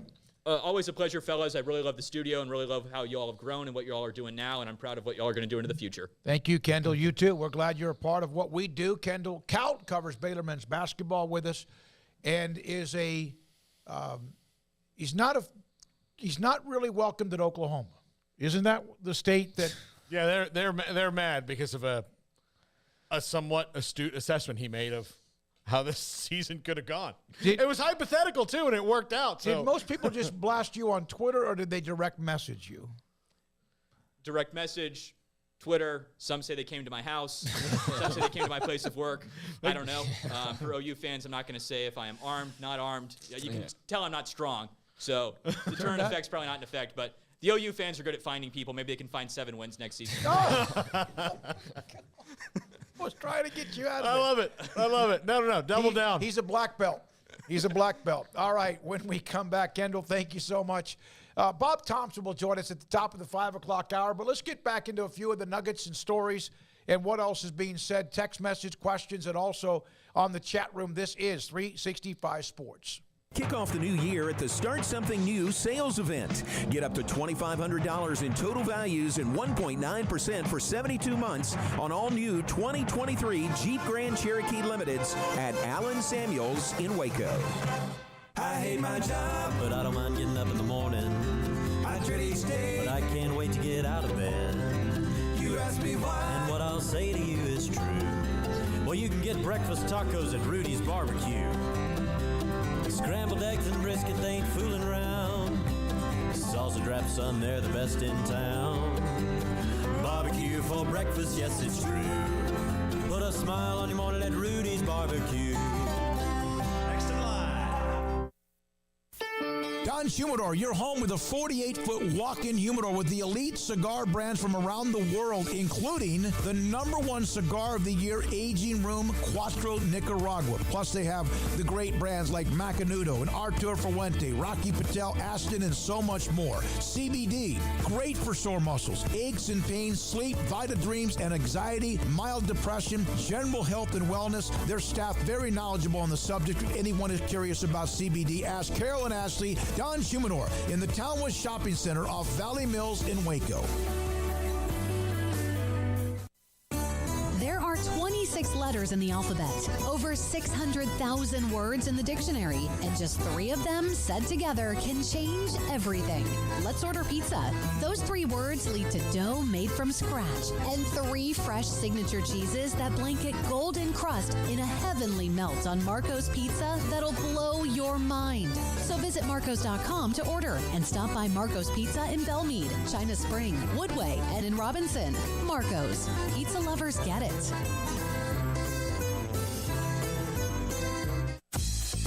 Baylor Scott and White Southwest Sports Medicine and Orthopedics, the team physicians for Baylor Athletics, diagnosing and treating all sports-related injuries, including concussions. These specialists also provide orthopedic services for athletes and non-athletes alike, whether it's knee or shoulder pain, hand or wrist injury, orthopedic spine care, and even an arthritis and total joint clinic. Trust the doctors Baylor Athletics trusts. Baylor Scott and White Southwest Sports Medicine and Orthopedics wants to get you back in the game. Let Camille Johnson Realtors guide you seamlessly through the process of buying your dream home or selling your current one. Commercial, farm and ranch, or residential, Camille Johnson Realtors can smoothly and successfully lead you through any transaction. With a team of 28 experienced agents who are excited about serving you, Camille Johnson Realtors services the entire greater Waco area. If you're in the market to buy or sell, contact Camille Johnson Realtors, 104 Midway Center in Woodway, or find them online at www.camillejohnson.com. Camille Johnson Realtors, elegant, charming, warm. Welcome home. Boots add protection. Good boots help you climb better and move forward faster. And when your son or daughter steps into the boots of a U.S. Army officer, they also learn how to lead. In these boots, they'll gain more confidence with expert training in one of more than 150 occupational specialties. In these boots, they'll stand a little taller and lead a team with diverse backgrounds and areas of expertise to successfully accomplish whatever challenge comes next. In these boots, they'll earn respect with valuable experience from day one that will give them solid footing for success into the future. Highly qualified candidates who earn a spot on our team can receive comprehensive health care coverage, college tuition assistance, and a bonus of up to $40,000. See all the things your son or daughter can achieve in our boots at GoArmy.com. U.S. Army Waco Recruiting Company, 254-598-8131 or 254-776-1543.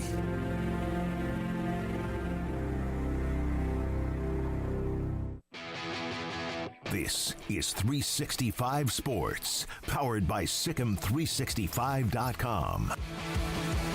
The 4 o'clock hour is sponsored by Boozer's Jewelers, the wedding ring store, specializing in custom jewelry and repair, all in-house. Now here's David Smoak, Paul Catalina, and Craig Smoak. Been a lot of publicity with the SWAC. Obviously, Dion at Jackson State gave them a couple of years of tremendous spotlight. And then there was the Ed Reed story that he was going to go coach at Bethune-Cookman. Used to be a hell of a football program, but they have struggled in recent years. Hence, there's the coaching change. And it was all but a done deal. Ed Reed, the greatest maybe safety in NFL and college football history. There's others that Sean Taylor, a former Miami player, and there's others as well that can be a part of that conversation. So what happened here? I saw a comment or two he made late last week when he was discussing just picking up trash. And, you know, when Dion was at Jackson State, I remember he on occasion would have some videos of the little things that he would do. And half the time it was probably promoting what was going on. But Ed Reed was really not happy with there's trash everywhere. And he's trying to probably have been given a nice heads up from Dion what to expect. So what happened with Ed Reed, guys, and Bethune-Cookman? Well, it appears that he had asked for certain things to be guaranteed about not just I don't think for 1 second this was about money for Ed Reed. This was about everything that they were going to do in support capacity for him in the football program. And look, Deion Sanders went through it a little bit at Jackson State where they had said, yes, we'll do this and we'll do this and we'll do this for you, but they didn't. You know, they kind of got to that point, and I think both Ed Reed and Deion Sanders, to an extent, were kind of taking on the leadership structures at the HBCUs, saying, like, look, we're committed to trying to grow this back to what you want it to be and grow this into that, but you have to be committed on your side. And I guess they feel like they're not, and that's really unfortunate because I think it's been a boon it was a boon for Jackson State. It's a boon for, is it East Tennessee Tech where Eddie George was, to have someone like that to bring that attention on your program and hopefully get some recruits in there, that can improve and play and raise the level of play there. And for Bethune, Ed Reed said, We've been around here trying to change things. My vision for change, probably moving too fast for a lot of people. I'm not withdrawing my name, as they said. They don't want me here. They do not want me here because I tell the truth. And after weeks of negotiations, I've been informed that the university won't be ratifying my contract and won't make good on the agreement we had in principle, which had provisions and resources best needed to support student athletes. East Tennessee State. Where East Tennessee State, yeah. That's where Ed Too Tall Jones, I think, may have played football. I believe so. Craig? I mean, yeah, I think that he had a certain set of expectations, and those expectations weren't realistic, or at least what Bethune-Cookman was ready to put out there. I mean, like here he I don't know. I look at this a couple of different ways. Ed Reed was upset because they, as a team, were like walking around campus. They're picking up trash. They're walking around the locker room. They're picking up trash. They didn't even clean his office before he got there. Like, I'm sorry, but on the most elementary of levels, I don't care what your endowment is. I don't care, like, what anything is. You can clean the guy's office for your brand new head football coach, right? Can we agree that that's easy to do? But, he gets there and, he's already ticked off because, they didn't even clean his office. Obviously, there's a contract that's in limbo, and before he even signs that contract, he's already dogging them because of things he's not happy about, like an unclean office. And so I don't think that Ed Reed's necessarily completely innocent here. I think he, maybe didn't have a realistic grasp of what exactly he was walking into. Maybe he saw the tail end of Deion at Jackson State and felt like he was just going to be sliding into something completely similar to that. Perhaps not realizing how much Deion pumped himself into Jackson State to make it appear the way that it did. Not so much that was all on Jackson State's part. Deion, is still going to have to be a fundraiser and things like that at Colorado, but not nearly to the extent that he had to be at an HBCU because just, they're coming from two different places. I mean, and so, on the one hand, I can understand Ed Reed being frustrated because, it's just simple things like having a clean office is not even doable, or having to walk around and pick up trash, and you just want things to be nice and clean and feel good and look good and feel good, look good, play good, right? All that.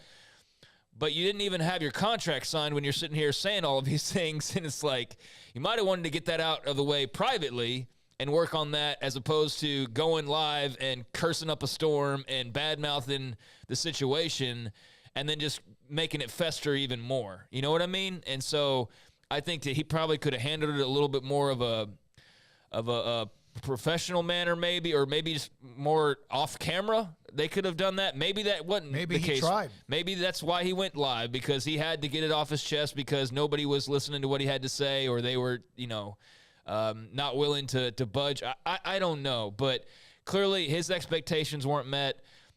What they were expecting, I guess, wasn't quite met either, or at least they felt as though those who were making, the decisions on, how Bethune-Cookman operates, I'm not sure exactly how they felt because I haven't read an article where they're really commenting on his departure, but clearly they thought a different way, or maybe expected a different response from him coming in.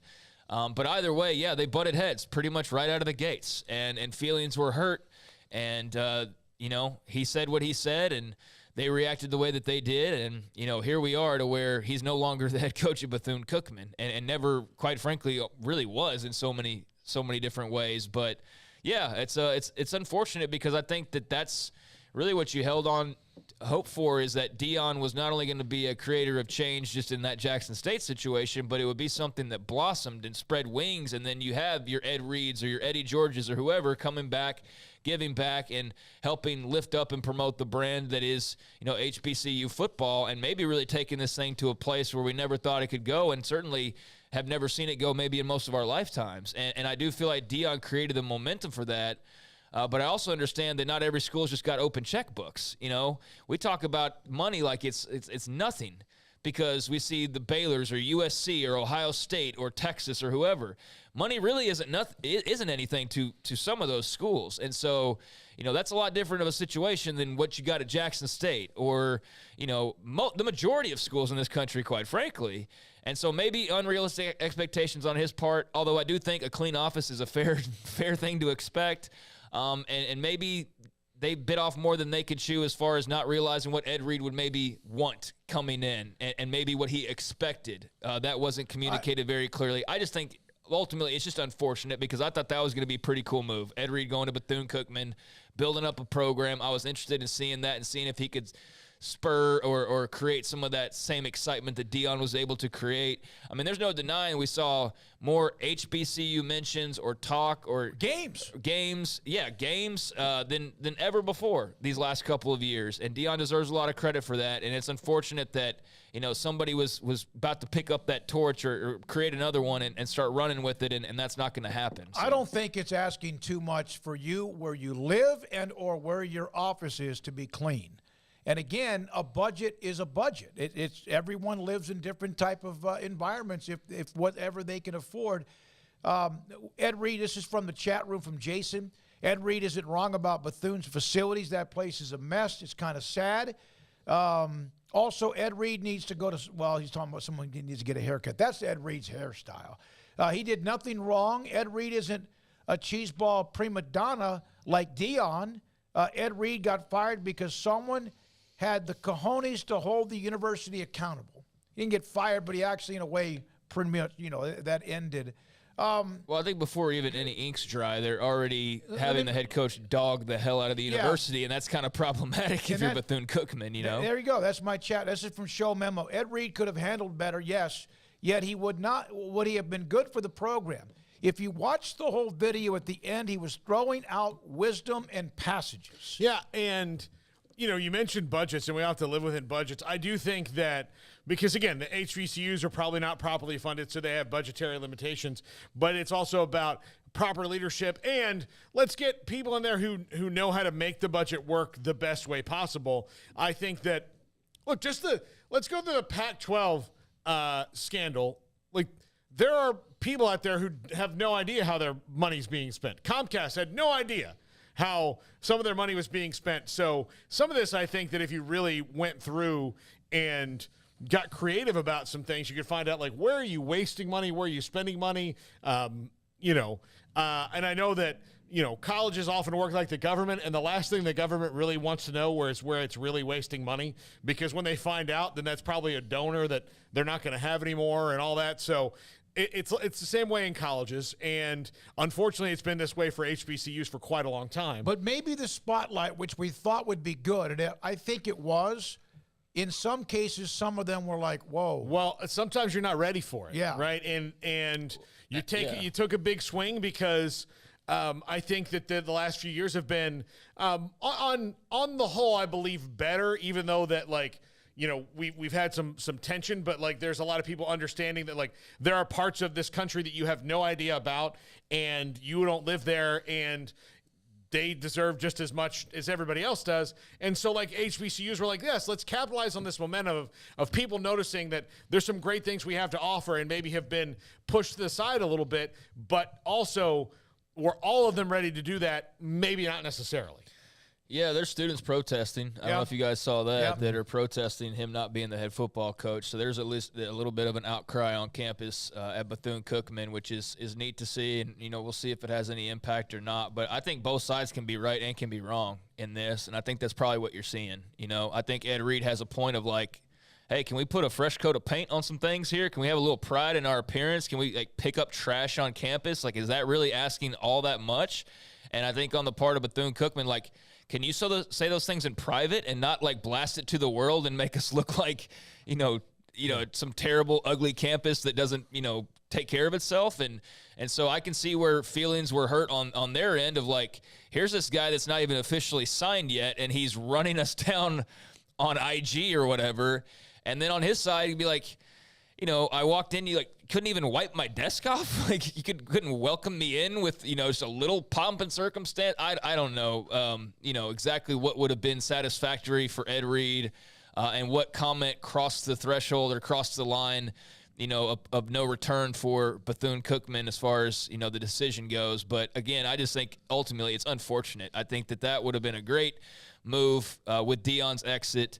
No matter what you feel about Deion, I know he's polarizing, but there's no denying the amount of attention positively that he brought to HBCUs and to Jackson State. And I think you get a little bit worried if you're a supporter of, like, oh, man, are they going to let the momentum die out before, somebody else picks up the ball and runs with it. Not that Ed Reed's the only guy that could do that, of course, but certainly a name with influence that otherwise, how much are we talking about the story if it's not Ed Reed, if it's just Joe Blow instead? You know what I mean? Probably not much. Yeah, so, that's the benefit, but that's also the curse in so many ways is that attention that you get with having a named guy, that attention goes both ways. And unfortunately, his high profile brought you all that positivity when it was mentioned as a hire, but when he had some things he wanted to get off his chest, that magnified more than it would have as well. So I think both were in the right and in the wrong and probably should have come together and figured out a way to make this work. I hope I say your first name right, Mr. Cavill. Japhis Cavill. They did not know he was coming to the campus the day he showed up. This is from his feedback. They were dealing with 2 natural disasters during the fall with hurricanes. Well, and that could be money that they were supposed to be getting from the government and or the state or whoever would help FEMA. I don't know. So I do appreciate the feedback because it's always good to, when you get it out there, you start to get more and more information.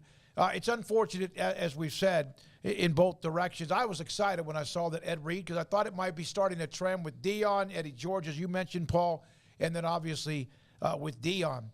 I do think there probably is. One of the things that he said was, he's talking about just the mentality, and I don't know if he necessarily worded it the right way, but, I do think that there is always room for change, and I do think that that's one of the things that Dion did was kind of shine a light on maybe areas where change was ultimately needed, and I think Ed Reed could have or was maybe trying to do that as well, but didn't deliver it in the right way at all. But as far as, the timing of it and the fact that, hey, had he arrived like a day earlier, a week later, it would have been different. Like, that's interesting and certainly have to give them some leeway if that's in fact the case. But, didn't know that and hadn't read that part about, or any of the stories that I read about this or the videos I watched. So, that is an interesting note to add in. Retired stockbroker, but that's a perfect time to show up. It's true. When they're not, what do you like? And don't clean something up if it's not always like that, or don't, if you're showing out, if you put a house in the market, do you leave it alone? No, you don't put it on the market until you've repainted it or changed a lot of things, or maybe you just do. Hey, I want to just see what it looks like in normal circumstances. Japhis, again, thank you for being receptive. Absolutely, no, thank you for jumping in with that insight because it makes a heck of a lot of sense. It's 4:38. We're not done. We'll have, just after 5, Bob Thompson, former Fox Sports executive. He still has very much a pulse on what's happening in today's America when it comes to TV deals and much more. This is 365 Sports. PettyClinicalOT.com. Dr. Kent Petty can help you become the high-performance man you want to be, need to be, and used to be. Father Time takes over our bodies. It takes over your body. 1 out of every 3 men have symptomatic issues of low testosterone, and maybe that is you. Have you struggled sleeping as well as you did before? Are you not as focused and energetic as you used to be? Is your sex drive not the same? Do you have ED? All of those things could be happening because of low testosterone, and there's other reasons too. Maybe you're one of those 3 men.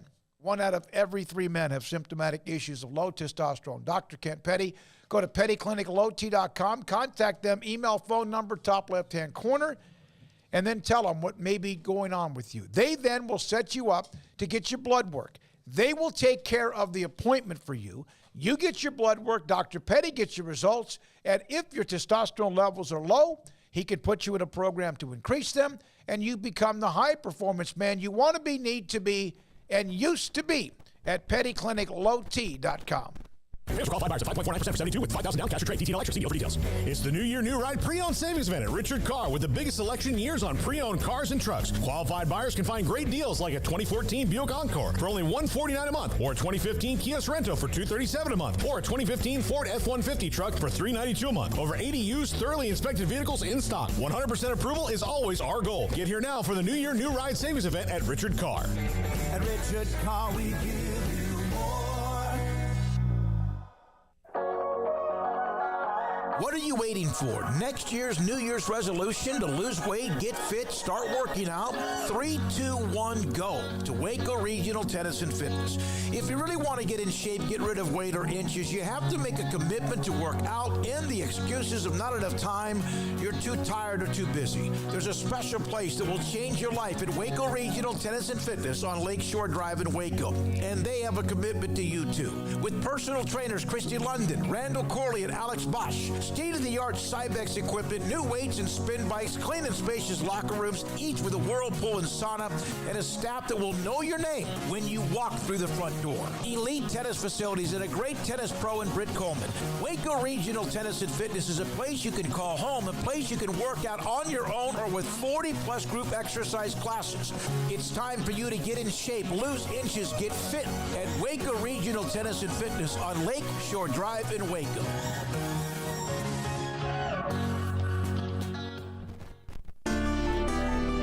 It takes time to reach goals. It's a truth that applies to more than sports. It goes for your financial goals as well. You work hard for your money, and you deserve an investment strategy that lines up with your game plan. And Chuck Verno, your Edward Jones financial advisor, can help. If financial investments aren't putting forth the effort you desire, stop by today for a financial review.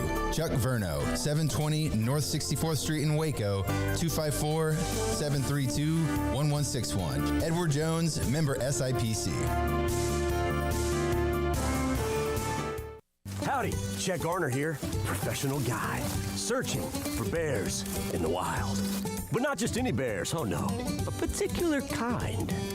With hundreds of thousands roaming freely in the wild, yet still hard to spot unless you know the signs. There they are, Baylor bears. If you're a bear enthusiast or even a bear yourself, join me and let's find some bears in the wild. Join the expedition at baylor.edu/alumni. Hi, this is Paul Catalina. I recently got engaged to the love of my life, but the most important thing that I had to do before I popped the question was get that perfect ring. And I know nothing about rings. So I went to the wedding ring store, Boozer's Jewelers on Valley Mills Drive. I knew I needed a custom design, and that's exactly what they do. 9 out of 10 of their engagement rings are designed in-house. The entire process took less than a month, and they were great every step of the way. Great options on financing, excellent selection, and talented designers. My fiance and I get nonstop compliments on the ring. I only deserve credit for doing the smartest thing I could, walking into Boozer's and letting them work their magic. Your one-of-a-kind fiance deserves a one-of-a-kind ring, and that's what you get at Boozer's. Boozer's Jewelers, the wedding ring store on Valley Mills Drive. This is 365 Sports. Are you a Sikkim 365 super fan? Then try out our premium subscriptions at Sikkim365.com.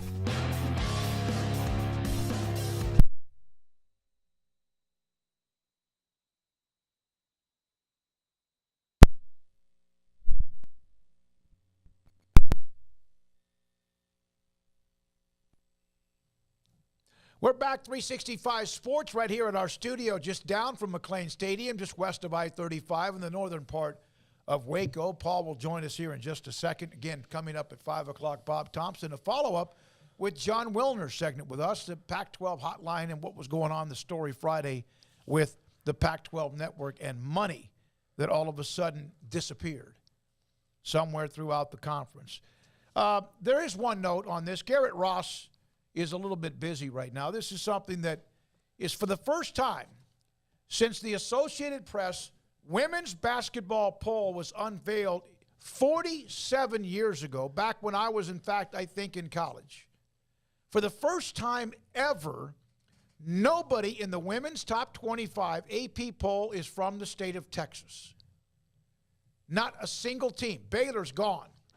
A shell of what, they won the Big 12 last year, then Texas won the postseason tournament. Texas out of the top 25, beat Baylor in Waco yesterday, and pretty much dictated everything from start to finish. Baylor gone. There were two schools back in the day, Wayland Baptist, the Flying Queens, that were great, really elite. Stephen F. Austin, my alma mater. Rosie Walker, Barbara Brown, Sue Gunner, elite. National championship caliber elite. Those teams were in the top 25 a lot. They're gone. Nobody for the first time in 47 years of the AP poll from the state of Texas. Yeah, I thought it was interesting, just as an aside, that Middle Tennessee entered the rankings for the first time in nearly 10 years. You know who's there? No. Nina Davis. Oh, yeah, that's right. Yeah, Nina Davis, former Lady Bear, and she was a Lady Bear. They were the Lady Bears, so I'll still call her that. Yep. That's a pretty wild stat. I didn't think of it until I saw the headline. I knew Baylor wasn't going to be in the top 25 again because of the week that they had with the loss to Texas, but.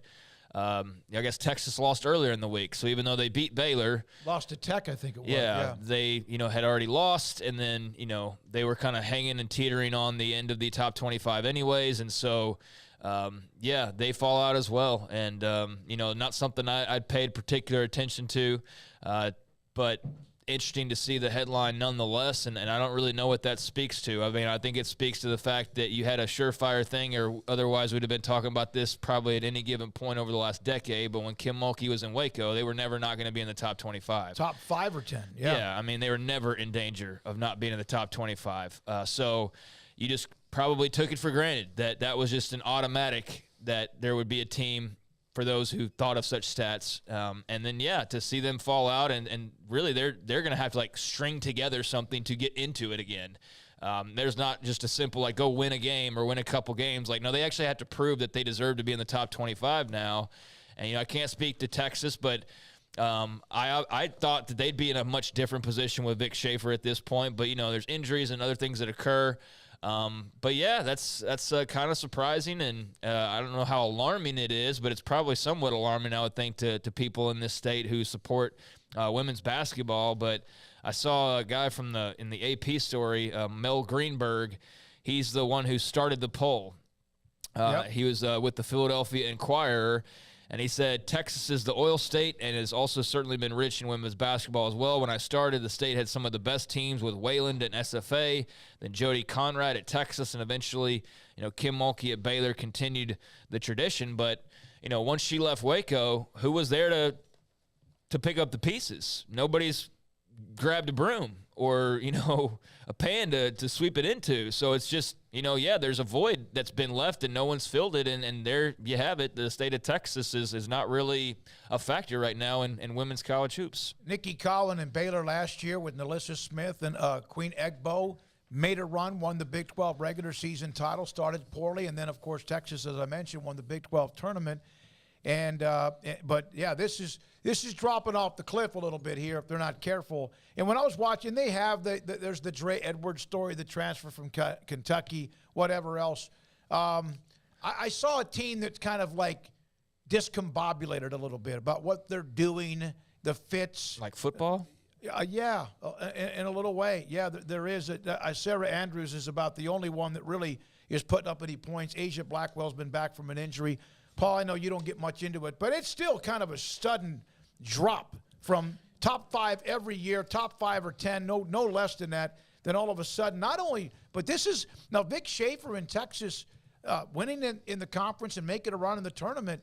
Yeah, you would think that they would be a Final Four caliber program now, and maybe they will be as they've overcome a couple of things. And one of their best players, Harmon, last night left the court with an apparent injury. But to have nobody that it's in the top 25 is really kind of surprising. Yeah, it really is. Yeah, I mean, to hit that. Look, the conference for a long time was Baylor and everybody else. I mean, and so they had teams in the top 25, whether it was Tech, whether it was Texas, Oklahoma State in there. But, sometimes maybe that's bound to happen when your elite team falls out of it, that everybody else hasn't, it's not like anybody caught up and passed Baylor. Baylor but Vic kind of regressed to the mean. Vic Schaefer was supposed to come in and take Texas to the Baylor spot, and he hasn't. Yeah. They're not even the top 25. And so it's like I said, there was a massive void, and no one's even attempted to fill it. And, I thought when Mulkey left that, damn, Texas is going to be the far and away front-running favorite. I mean, am I the only one that had that thought? I mean, I just figured hey, they were top 5, top 10 pretty much right there is you're waiting for that Baylor-Texas game, and that was going to decide things. And Baylor always won that game pretty much with Kim Mulkey. There was one game when, what's her name, Karen Aston came in and won a game in Waco, and then they didn't win again for a while. Then last year, Schaefer beat Baylor in the conference tournament. Yeah, you're right. And so what they were 2-20 in the last 10 years. I mean, that's what I'm saying. Is like, but they were the one team that could maybe foil, the Baylor side of things. But yeah, I mean, she left, and I guess all their momentum left as well. But I mean, I know they've dealt with injuries, and that's played a factor into it. But yeah, that's an interesting stat. I don't really know what to make of, that ultimately as far as whether that's a judgment on just this year or whether that's something that's actually problematic for schools in this state moving forward with women's basketball programs, of if there's something like really missing outside of just a coach that's no longer in one spot. But yeah, I mean, like A&M at one point, they were very proud. They're like dead last in the SEC, or maybe close, if not dead last, like right there near the bottom. So they're a non-factor. Yeah, it's kind of surprising, but don't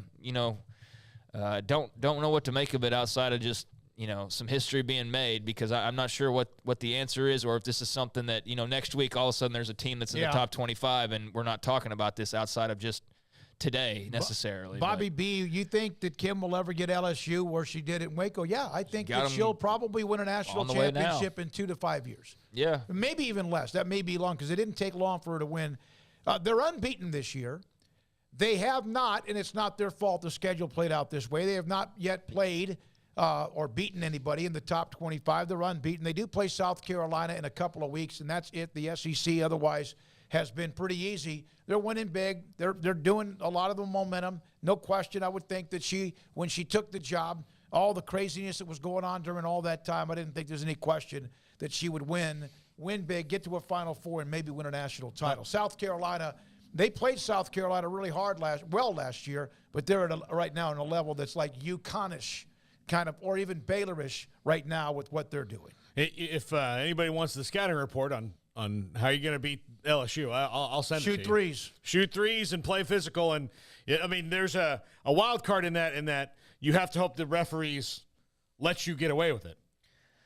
But if they do, then you can win against Kim. I think the biggest shocker would be if she doesn't win one. Yeah. And that very well may be Dawn Staley, being her kryptonite perhaps. But, I mean, we'll find out in a few years, because it's not like, there's a couple left and then that'll be the end of it. I mean, I don't think she's got anything but a lot of gas left in the tank. So I think we'll be seeing, LSU continue to build and be – really competitive, and yeah, I'd be shocked if she doesn't win at least one national title before all is said and done in Baton Rouge. I fully expected that when she left, and I fully expect it now, and yeah, I'm going to continue expecting that, because that's what I think of her as a head coach, and you can just see the energy in that program right now. But on the flip side for Baylor, I mean, I do think it's very interesting of kind of like, where is this going, and where is it going to go, and how much worry is there created? And I know there's a lot of schools out there like, who cares about women's basketball? I totally get that, but it's just, you have to understand it's different around here because of what Kim Mulkey did.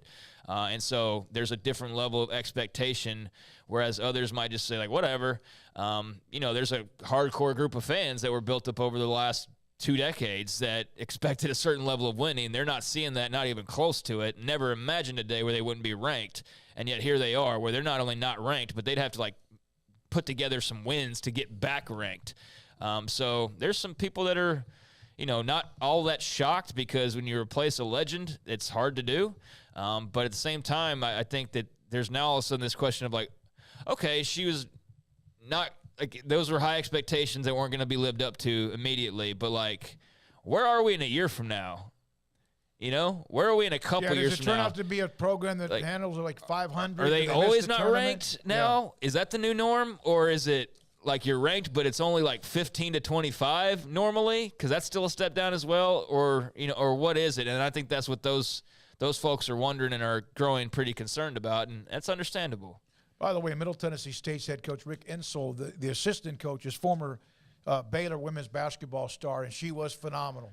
We really, Nina Davis is his assistant coach, and she is his assistant coach, and she is one of the best ever to cover when she was at Baylor. When we come back, Bob Thompson. Garrett, real quickly, can you get on? I know you got a lot of moving parts. You can, okay, because Garrett actually covers Baylor women's basketball, but he's got a lot of moving parts. He and Paul have been playing around with all the technical stuff. Hit on it, though, as far as like concerns? Okay, yeah. Thumbs up. Yeah. When we come back, Bob Thompson, his thoughts about the Pac-12 story from Friday, And why is it, and what is it the streaming issue when it comes to taking so long? We had Jon Wilner on earlier. If you missed it from the Pac-12 hotline, Bob Thompson will join us next on 365 Sports.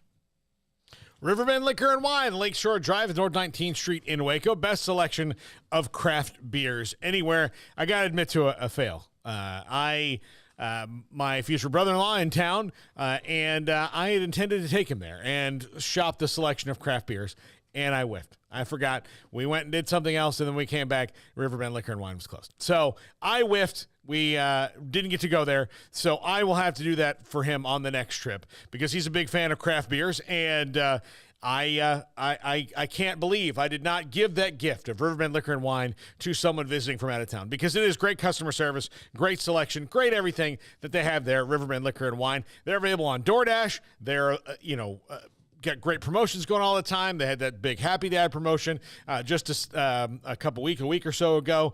They are fantastic. They will get you right with whatever you need, whether it's local craft whiskeys, like I said, craft beers, any other kind of wine, liquor, spirits, they've got them there at Riverbend Liquor and Wine, Lakeshore Drive at North 19th Street behind the bank. Check them out on Instagram, also available on DoorDash. TFNB Your Bank for Life is the official local bank of Baylor Athletics. Find out why more Central Texas are making TFNB their bank for life. Sign up for our Edge checking and savings accounts to earn interest or cash back. With 5 convenient locations and an award-winning mobile app, banking has never been easier. TFNB Your Bank for Life. Member FDIC.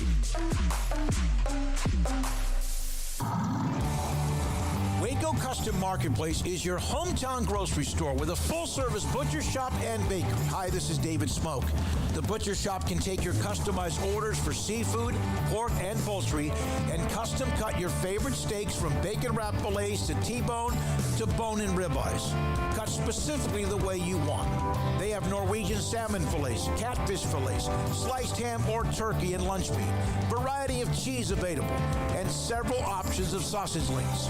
Fresh chicken breast or whole chickens, sliced bacon, pork chops, ground beef, marinated beef, and chicken fajitas, and always large briskets available, plus fresh vegetables. So the great product, customer service, and family tradition of the Bauer family continues at Waco Custom Marketplace, open Monday through Saturday. A full-service butcher shop and bakery available. Waco Custom Marketplace, 425 Lake Air Drive in Waco, or WacoCustomMarketplace.com. At Ideal MRI, we feel blessed to be part of the Waco community. We're a small family business here in Central Texas. At times like this, the cost of healthcare has never been more important. And unfortunately, significant illnesses and injuries still occur. And that's why Ideal MRI is open and here to serve you through this difficult time. So if you need an MRI, ask your doctor about Ideal MRI. You can schedule online in minutes at idealmri.com or call 833-IDEAL-MRI.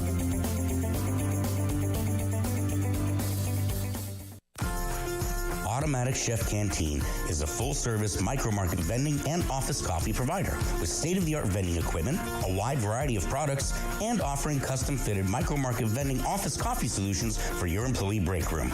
You want a full break room solution and a workplace oasis? Well, Automatic Chef Canteen, locally owned and operated for over 50 years in Central Texas, also includes in-house mechanics on call 24/7 for fast, reliable service and maintenance. Automatic Chef Canteen, 6900 Imperial Drive in Waco, or online at automaticchefcanteen.com. Three Nations Brewing Company has 16 different beers on draft with a new beer every Friday. It also offers 2 air-conditioned tap rooms, a large indoor beer hall, a second-floor mezzanine offering a great overview of the brewing company and equipment and patio where you can relax under the shade. Plus, you can now experience the new Three Nations Beer Garden Grill on our shaded patio. Grab a cold beer and enjoy a bite from our freshly prepared and delicious menu. Street tacos, quesadillas, freshly cooked burgers and dogs, and veggie burgers too. Nachos and so much more, all prepared and cooked on site. So come visit the award-winning Three Nations Brewing Company on East Vandergrift off I-35 in Carrollton.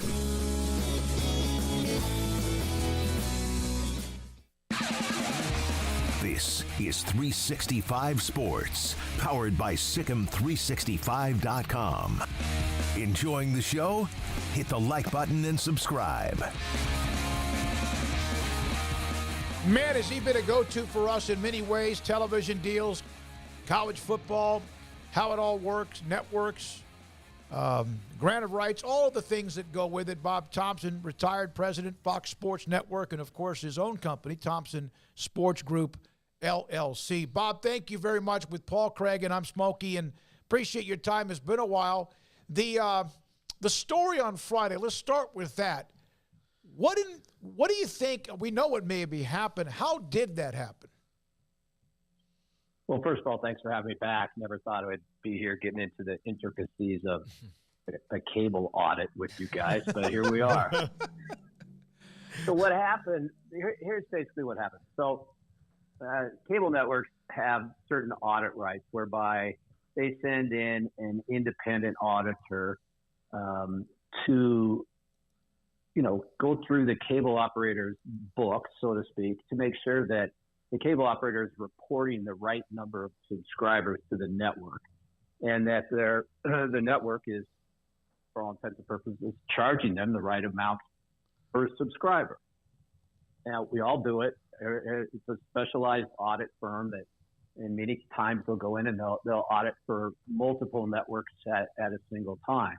So apparently what happened is they found there was a discrepancy, and the discrepancy was resulting in an overpayment by this distributor to the Pac-12 networks. The auditors informed the president and the CFO, and apparently after that, while it may be hard to believe, nothing was ever done about it. The way the Pac-12 makes it sound is they should have reported this to the board of directors of presidents or the Pac-12 conference's outside auditors, which would be like a Price Waterhouse or a KPMG, that type of thing. I would also assume that they would have reported it to the commissioner, but that was not mentioned. So fast forward, and we get to 2022, last October, and the same distributor makes it a claim to the Pac-12 that they've overpaid $50 million over some period of time. And so the Pac-12, I think, did the exact right thing. They investigated the claims, saw there was something there, hired an outside law firm to do a full-on investigation. The outside law firm decided that it was in fact true that the president and the CFO were made aware of the overpayment and back in August, and did nothing about it. And at that point, they were terminated. And, so here we are now. There's some claim out there for $50 million. We don't know if that is the real number or if that's just a claim. We're not exactly even sure who the distributor is, although we have some ideas based on some other legal issues that were going on the exact same month. And we don't know what the results are going to be. I mean, are they going to try and claw back this money somehow? Has the money been distributed to the schools already? Nobody knows exactly. It doesn't appear as though anybody had ill-gotten gains, although if the money went into the network's financials, it's possible that, compensation, bonuses, things like that could be calculated based on somewhat sketchy numbers. So there's a lot to come out on this. I think we've really just hit the tip of the iceberg, and it's very unfortunate, but it's something that is going to have to go through the whole process to get to before we get to the bottom of it. Bob, I've had the same question since this popped on Friday. How did the distributor wait so many years to report this after they sent the audit? Like, why didn't they get a copy of the audit? Well, that's one of the reasons I have a belief, other than, and this is just in my own mind, that it's Dish Network, because earlier in October, the Pac-12 network sued Dish for failing to make payments, and the dispute was over a rebate from the pandemic season in 2020. And that was when the Pac-12 had a limited schedule. And so the Pac-12 networks only aired one football game that year. So there's mechanisms in place in these affiliate agreements that calls for a rebate back to the cable companies, and theoretically they're supposed to give it back to the subscribers in the case of a product not being delivered that was promised. Well, Dish Network took the stance that they should also have a reduction for 2018 and 2019, even though there was no pandemic. So that caused the so they just withheld payment. And that caused the Pac-12 to file a civil suit against Dish. My guess is at that point, somebody at Dish goes, well, we better go take a look at this, at what we've paid, what we haven't paid, et cetera. And it would be my guess that was the point the overpayment was discovered. And, it might have been terminated in 2017. They might have stopped the overpayment in 2017, but they went back and the network launched in 2011 or 12. So it could have gone, back for a long time. And so my guess is the filing of the lawsuit by the Pac-12 on Dish might have uncovered inadvertently this overpayment. Does this affect television negotiations at all when you are embroiled in legal disputes, even though Fox and ESPN, Amazon, Apple TV, whoever is going to be involved in the Pac-12 would have nothing to do with Dish Network other than their own, the ones who are television networks, their own carriage issues? Everybody has carriage issues with Dish, so it's no big deal. I really don't think from the net or the media rights agreement standpoint, it's just, I don't think it has any effect on it. It's just, more noise buzzing around out there that the Pac-12 probably didn't really need or want. Bob, you ran Fox Sports. You were the executive president. Do you think Larry Scott knew any of this was going on? Or I'm not saying he was a part of it, but is there any culpability on his end? Well, let's say this was one of my networks, and the auditors who I would deal with, they would show the results to myself and to my CFO. And if I saw a discrepancy that was of a significant amount of money, I would immediately take it to my superior. I wouldn't go two levels above my superior, to Mr. Murdoch or to, God forbid, the board of directors, or even and definitely not the outside auditors. I would go to my direct report, my guy I reported to. And but these guys were terminated for not going a level above their boss, which I find kind of hard to believe. The other thing I find a little hard to believe is that, the president of the network, Mark Shukin, he'd just joined the network. He'd only been there 4 or 5 months. None of this happened on his watch. Why would he sit on it? He had no reason to sit on it. I mean, that's the type of thing, you're coming in, you got a free pass. You bust that out and make sure people know about it. You don't sit on it.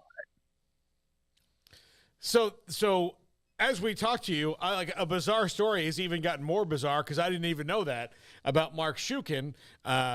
So it just, I guess a lot of people would say, well, there's no way that Larry Scott wouldn't know, but, not telling him, you could see, would have some benefit if you were just trying to, let it go and get distributed and find out. I'm very curious, Bob, to see what the plan was here, or if it was just out and out negligence. It's possible it was just out and out negligence. It was possible. I suppose that certain people weren't made aware of things they should have been aware of. It just is kind of unusual to me. And if you read the whole Pac-12 release, there seems to be quite a few holes in it. They don't really talk about who else was talked to. There's word that Larry Scott was talked to. I don't know. He's probably under the terms of some separation agreement with the conference. So, maybe there's issues as it relates to disclosing any conversations with him. There could be a lot of things. It just seems to me that it doesn't ring true for myself, and I'm sure a lot of other people who've been in this business for a long time. This is just not how this stuff comes down. So, Bob, what would that, without saying, what would that indicate if this is not being reported as of right now? We're not getting the whole picture. What could that potentially be blocking as far as the truth goes? Well, the question is, did these guys in fact tell somebody? And whoever they told did nothing about it. That would be the only thing that would come to my mind. The other thing is, we don't know if in fact the overpayment claim of $50 million is correct, which it may or may not be. Where's that money? Did it go into the network? Right. Has it been distributed to the schools? Because ultimately that's what happens. If there's excess profits on the network, it gets distributed to the schools. And, I assume the schools would spend it. So, going forward, what's the plan? If there's going to be a clawback of some of this money, where's it going to come from? Is it going to come out of future media revenues and disbursements, that type of thing? That's going to have to be decided. But we're a long ways from that. Bob, what do you think your best guess is on when this TV deal gets done? Now that we're into the first quarter of the year, and the deal is up at the end of the year. Well, all the media executives are back from having December off. They should be able to finalize this pretty soon. My guess is why it's taken so long is, there's probably, my guess is Amazon's in it. It's a new partner. It's a new mode of distribution. So requiring it and papering it is taking probably a little longer than one would expect. The other thing is maybe they haven't quite got to the dollar level they're looking for. So they're still out there, haggling. Keep in mind, just look back at Sunday Ticket with the NFL, and ultimately they signed with Google. I mean, that thing took forever, because and it went through the entire list of potential, carriers. It's going to be Apple, it's going to be Amazon, it's going to be DirecTV is going to keep it again. And then, wow, out of nowhere comes Google. And so, that thing took about 18 months. So we're nowhere near that. But I would think, if they haven't got to the dollar figure, which is what happened with DirecTV, with the NFL and Sunday Ticket, they're just going to, they're going to keep hammering and hammering away, and hopefully that they get to a number that they're prepared to accept. Do you think obviously they're not going to go, I would think, obviously not go all in with Amazon, because the networks, like we've talked about many times with you in the past, Bob, still matter a great deal when it comes to college football. Do you think it would be a mistake to go too heavy with Amazon because you don't have the kind of, get out of jail free card or free passes like the NFL does when it does things like this? You're correct. I think I wouldn't go, full in. I wouldn't even probably, maybe half. I think the one thing you have to keep in mind about college football and Amazon, it's, they're not going to have the only game on Saturday. There's going to be 8 other games going at any given time. So you get people to go out of their platform and into Amazon Prime to watch a Pac-12 game when they've got 6 or 7 other games on their satellite or cable bundle. It's going to be tough. The other thing is you always have to be careful about trading dollars for distribution, and it's a scenario that people can fall into very easily, and then you disappear. And there's still extreme value in having broad exposure for the institutions, for the conference, for the student athletes. Very, very important. And so, I would assume that the bigger games are going to be on ABC, ESPN, I think. But, Amazon Prime might be, a workhorse and have the bulk of things. But the marquee stuff, I think, will ultimately end up on ABC, ESPN. I still think Fox is out. And there was a little incident the other day. UCLA played at Arizona State. Fox didn't send announcers. They called the game remotely. The conference kind of went off on Fox, which, I can understand, but you don't do that if you're in the middle of negotiations with somebody. So just another reason why I think, Fox is out. You might pick up the phone and call them and tell them you're unhappy, but you don't tell the press you called them and told them you're unhappy. So CBS is, I've heard CBS might be poking around, but I don't know how that works for them with the picking up the Big Ten rights in that 3:30 window, and they probably don't want to preempt prime time. That would be the only other place. So I'm still sticking with ESPN, ABC, and Prime as the primary carriers. And somebody's going to figure out what to do with the Pac-12 networks. Bob, the most important question is how's your golf game in Scottsdale? And you had that injury you've come back from. It seems like you're kind of right back in it. Yeah, I'm doing all right. I'm not quite full strength, but hitting the ball okay. It's not like Scottsdale right now. It's like it snowed up in the mountains outside of town yesterday. So I think the high was 40 today, gray and cold. So no golf this week. Does that about 5 days a year. It's about 5 days a year. Hey, man, we really appreciate you always. It's great we've been able to get you on. And I know it's been a while, but you've been able to enjoy. And great stuff again today on the story from Friday, Craig. Yeah, Bob, I guess I just thought of this because, last time we've typically talked to you, it's been, realignment related and obviously TV executives as well. But what are your thoughts on Kevin Warren leaving the Big Ten and any residual impact that has moving forward? A couple of things. I think, when it was leaked the way it was leaked and there was no denial, I think I termed it the classic non-denial denial. It was pretty clear that he was hoping that maybe the conference would come back and give him extension. And when there was no response to that, I think that was pretty much the handwriting on the wall. As it relates to expansion, I think it probably puts a stop for now. Certainly within the Power Five. I don't see.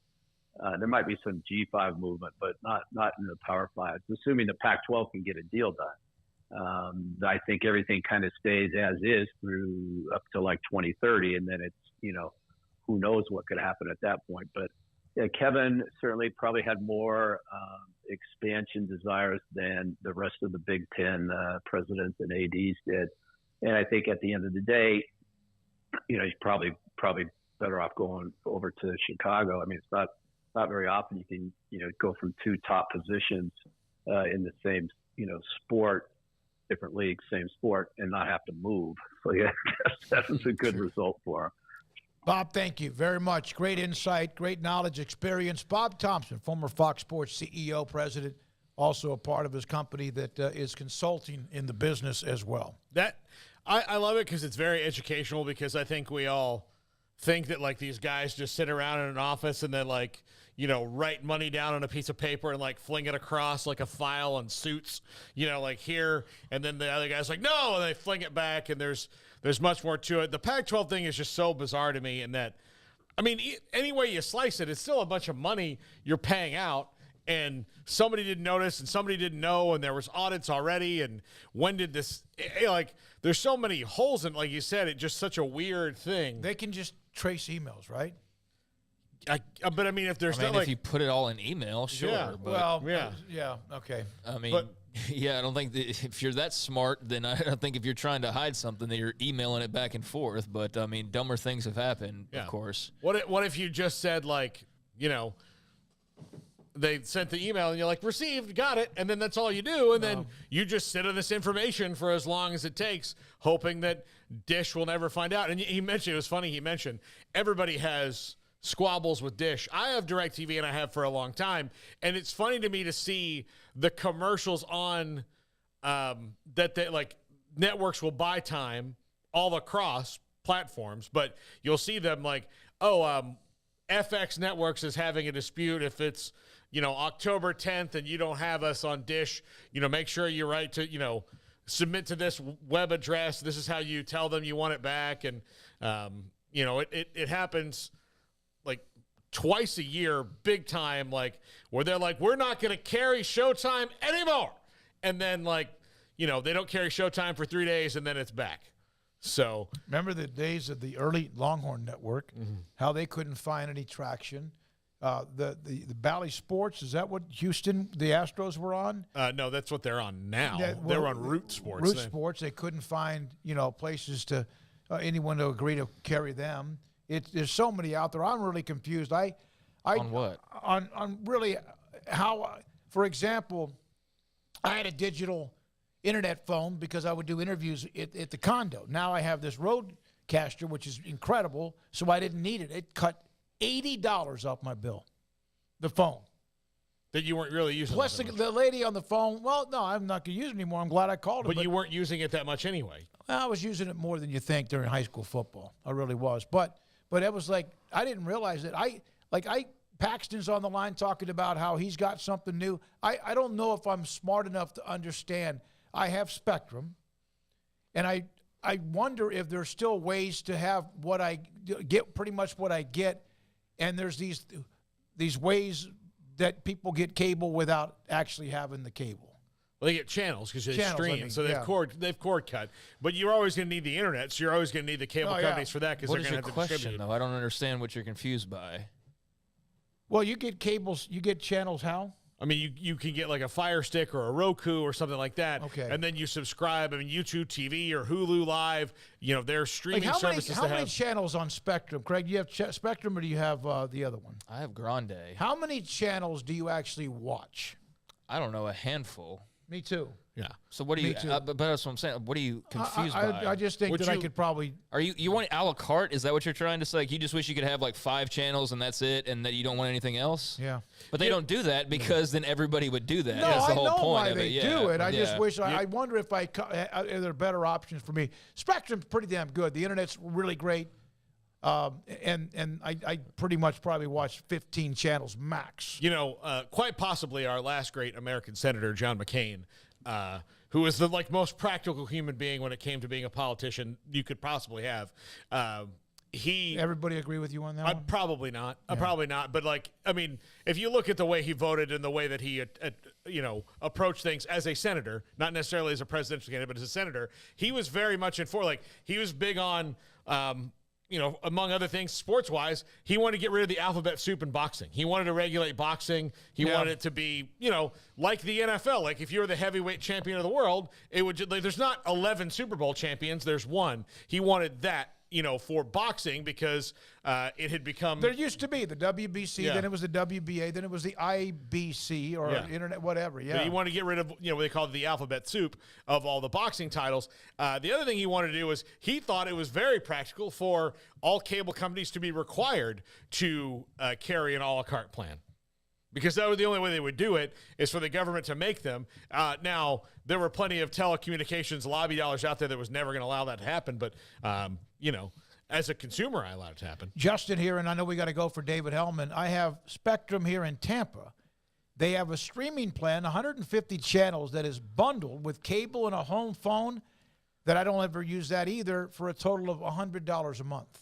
All right, that sounds like a good deal. Yeah, I was just trying to figure out what you were getting at there, and so it sounds like you would like a la carte, but of course that's what everybody wants to have. And unfortunately though, I still get I don't need Lifetime channel, but I have to have it. Otherwise, I'm not going to get like ID channel or what. It's part of the grift. But yeah, that's interesting stuff from Bob Thompson. I think the most interesting thing is, outside of whatever the heck might be actually going on with the Pac-12 and how all of this came to be, which he's obviously very still curious about some things, and therefore I am curious as well, as there's obviously more to this, but to what degree and to what levels of, intentional wrongdoing there was, I think is going to be interesting to hear. And if so, why? Was it simply like a couple of execs trying to stash money? What was the root of this? I think will be interesting to find out. But I'm glad. There's got to be something. It's not just someone made a mistake. Yeah, no, I mean clearly not. And he said that in so many ways, multiple times, whether in that interview or on Twitter, that there's clearly more to this. And that's what I was trying to ask him, was like, what if there was something more to it? Like, what exactly do you mean by that? Like, what would there be that would be more to it? So I guess it'd be people stealing money or whatever. And obviously he's not going to claim that, but that's what makes you wonder. But anyways, the most interesting part to me, outside of that Pac-12 part, is the Kevin Warren piece. I'm glad I asked him about that, and kind of said that the other day when somebody asked about expansion, of like, have you guys heard the latest? And obviously we were, when the Big 12 went through their whole ordeal 2 summers ago. I mean, that's as big a part as why we have an audience as anything was that whole situation. And obviously have kept tabs on obviously them entering, the new 4 schools into the mix. And now here we are a couple years later, and that's coming to fruition starting next year and all of that. And to get to the point where we are now, who would have predicted last year that it would just stop, basically? Yeah. Because, now with Kevin Warren out of the picture, there's no more trying to conquer the U.S. basically for the Big Ten, it appears. And it's interesting to hear now that was basically him driving that forward, and it wasn't, collaborating with Ohio State's president and Michigan's president, and we're going to take all the West Coast, and we're going to, all the ways that it sounded and was made out to be. Kevin Warren's big grand dream, he got some big pieces, but it looks like that dream may have, ended. And so that's very interesting when you consider the situation of schools like Oregon or Washington that were, long rumored, or, the ACC in the future, and obviously the Pac-12 right now. Like he said, there's probably not anything on the horizon big school-wise, but we'll see here in a few years because time flies by, and that's very interesting to me. Baylor and Kansas tonight, 8 o'clock tip at the Farrell Center. We have coming up David Hellman, his thoughts about last night, the NFL weekend, the 2 championship games set with Kansas City hosting Cincinnati and Philadelphia home against San Francisco. His thoughts about the Cowboys and what changes he might or they might have as we hit the offseason. Don't forget tonight, Sports Tonight. Thanks to Emery Winter, condensed version of what we do every single weeknight at 10:30 on the CW channel. When we come back, we will hear from David Hellman, and this is 365 Sports.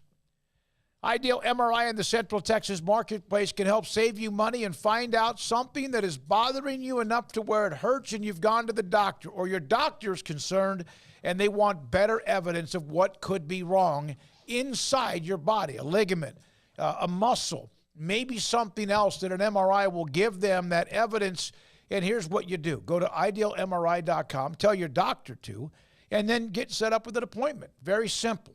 It's inside the Central Texas marketplace. There is not some large waiting room, although they're busy from start to finish.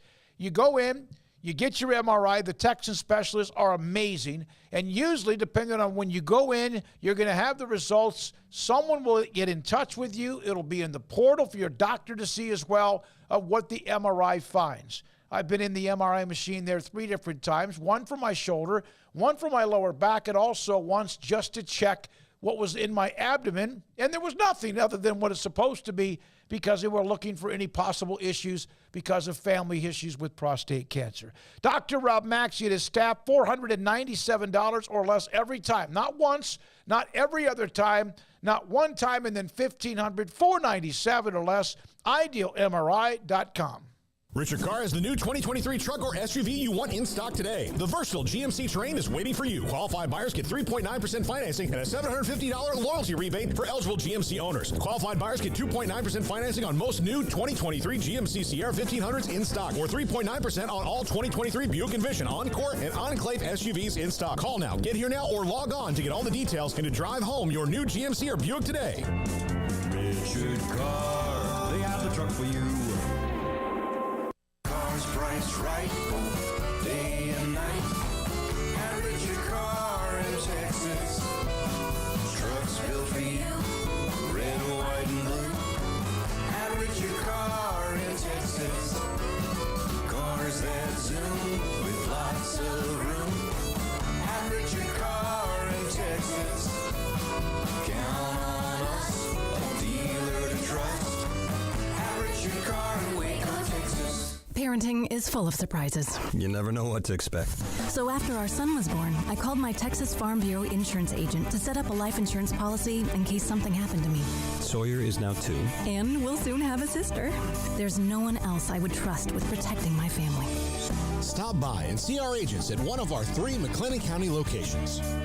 Coverage and discounts are subject to qualifications and policy terms and may vary by situation.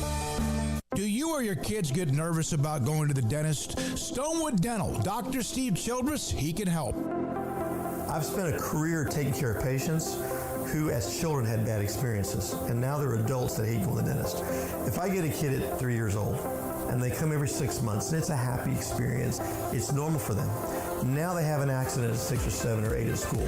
Now they have a broken tooth or a trauma, and they have to come here. They're used to lights, they're used to water in their mouth, they're used to experience, they already trust us. it's amazing what we can do with that kid without it being a negative thing. But if I see a 6 or 7 or 8 year old that's never been to the dentist, and now they have a trauma or an unfortunate unexpected toothache, it's harder to do that for that kid and it not be somewhat of a negative experience. So bottom line is I try to teach kids and adults and teenagers and everybody the way I'd want my family treated, which is where it's a necessary part of life. You just take care of it. It doesn't have to be that big a deal. Learn more, stonewood-dental.com. One size fits all. That may be all right for an adjustable belt or cheap sunglasses. When it comes to your financial needs, no one wants a one-size-fits-all strategy. Cam Heathcott, your Edward Jones financial advisor, knows that his most important goals are yours. That's why we take the time to understand your needs. Knowing you, that's how Edward Jones makes sense of investing. Cam Heathcott in Conroe at 936-756-7717. Edward Jones, member SIPC.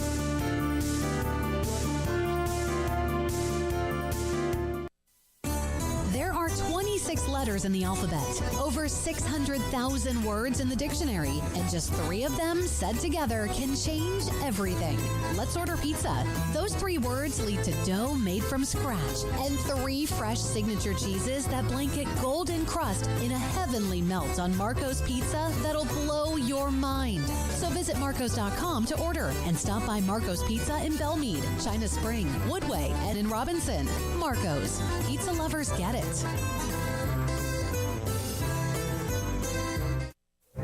Stepping into the boots of a U.S. Army officer can add confidence and leadership skills to your son or daughter's career path. See all the things they can achieve in our boots at GoArmy.com. U.S. Army Waco Recruiting Company, 254-598-8131 or 254-776-1543. Welcome back to 365 Sports. It's time for our weekly segment with David Hellman of FoxSports.com. 49ers, Philadelphia, Kansas City, Cincinnati, 4 juicy teams left. 2 great games, it appears. David Hellman, Fox Sports, joins us. Craig Paul and Smokey. David, let's start with the games. Are these the 4 best teams based on, well, these are the 4 best teams left? Yeah, absolutely. I mean, we can quibble. Obviously, people would love to see the Cowboys finally get over that hump, but if you've been following the NFL this year, I think these are objectively the 4 best teams that we've seen playing down the stretch of the season. I guess you would throw the Bills in there too, but guess what? The Bills lost to the Bengals at their own place. The Bengals outplayed them badly, so I don't even know how you argue it. I think it's phenomenal. Obviously, the Chiefs are the standard, and the Bengals are the impressive upstart that's already been to 1 Super Bowl. And then, for my money, the Niners and the Eagles are the best 2 rosters in the entire league. I think I said this on our show today. It's the best 2 quarterbacks in the NFL playing in the AFC and the best 2 teams in the NFL playing in the NFC. I think that's incredibly exciting. I'm pumped. David, to the Cowboys, they have a great playoff win, and then they can't follow it up. Dak Prescott played very poorly, especially with those 2 first-half interceptions. Then Tony Pollard gets hurt, and a lot is now put on him to come out of this hole. What do the Cowboys have to do to get Dak right to that new level? Do they need to change the quarterback coach? Because he's not going anywhere, and people who think he might be are dreaming. So how do they make it work? I think it's a fascinating question, and it's a dicey time to get into that conversation because right now I think people just want to be mad. Dak played a very bad game. I don't think it's too harsh to say he shrunk in the moment. I mean, if he had a chance, he had multiple chances to really prove that he was a lot better than his critics said he was. It's hard to say what was more of an indictment. The red zone pick in the first half that completely changed the complexion of the game, or when you get the ball with 3 minutes and 3 timeouts, all the time in the world, you can run everything at your disposal. The world is your oyster, and to not even gain a yard, that's pretty tough to swallow. So the critics of Dak Prescott's game, get to have their time in the sun. I guess that's completely fair. But Paul's exactly right.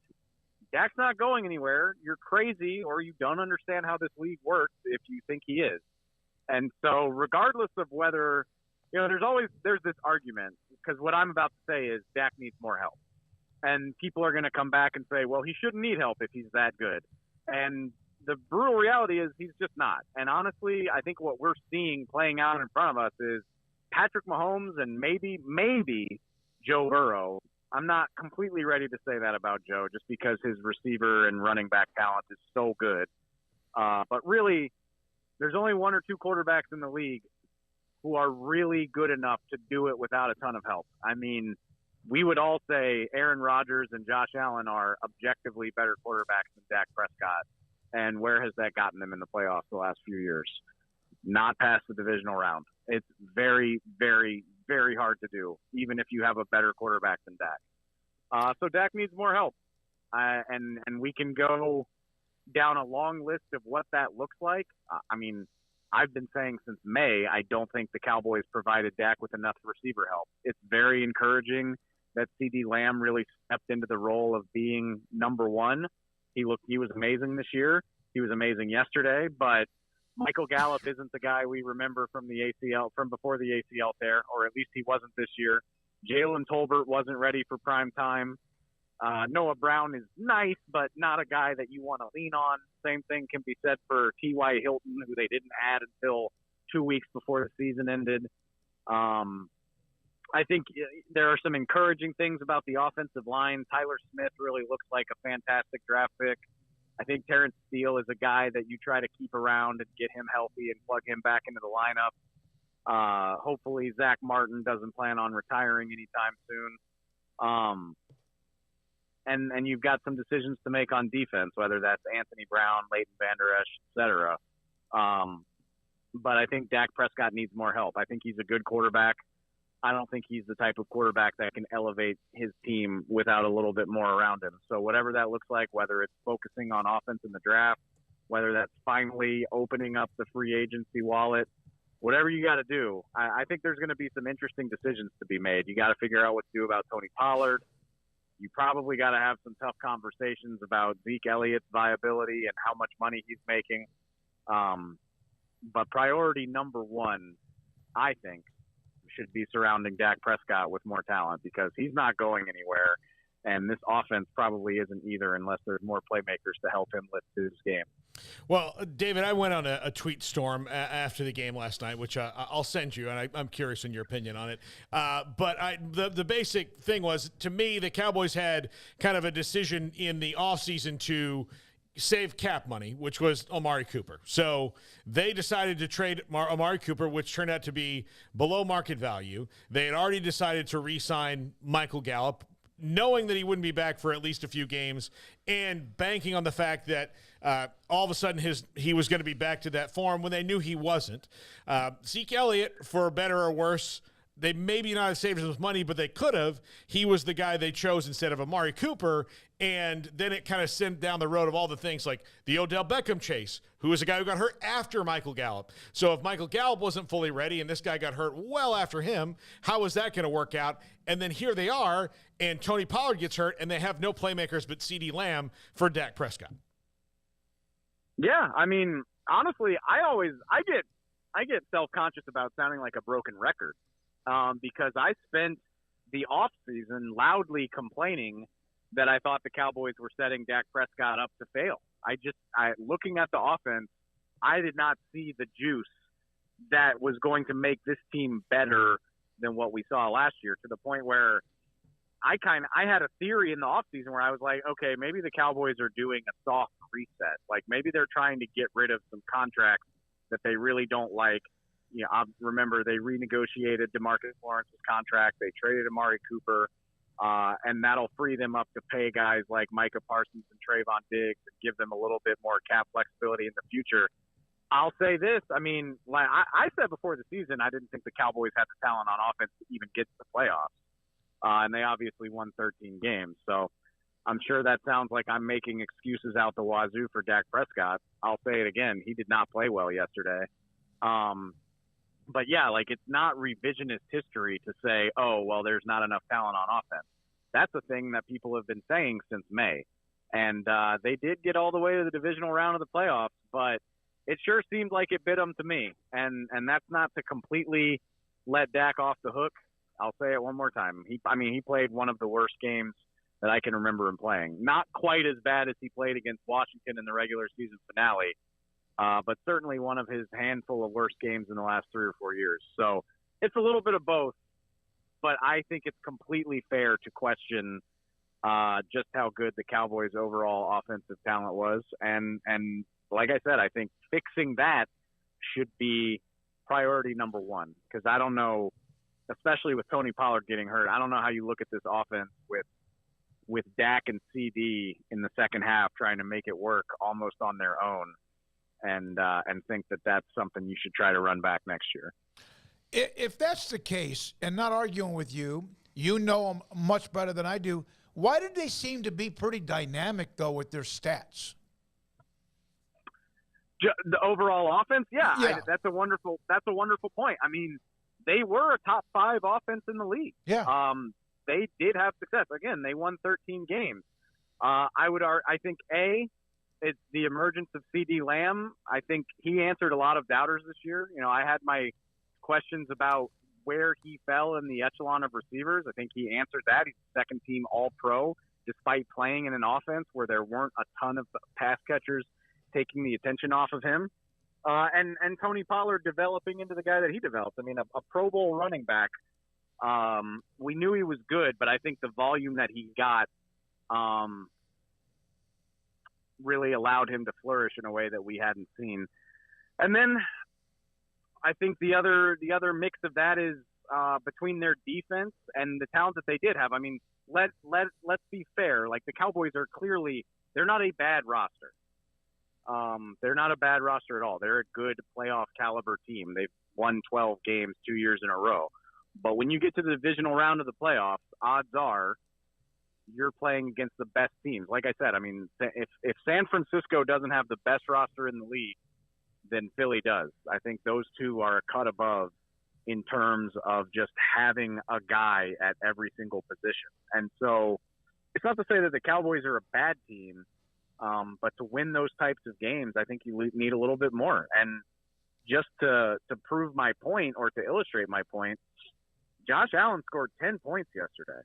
A quarterback that we all objectively agree is better than Dak Prescott struggled. They scored fewer points than the Cowboys did. It's tough to win in the playoffs against really, really good teams that take away what you do best.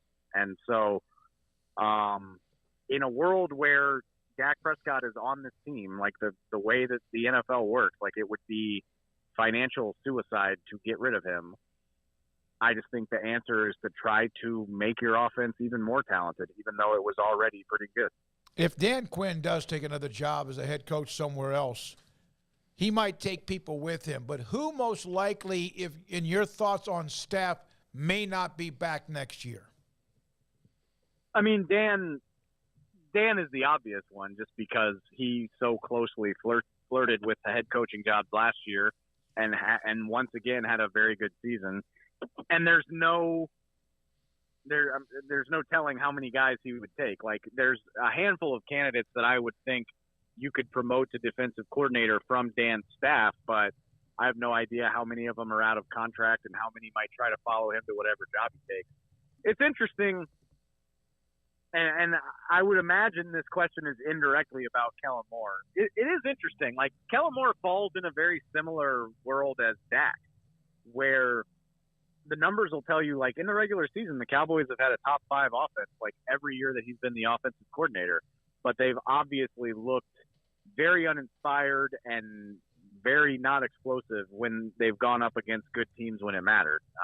17 points last year against San Francisco, 12 points this year.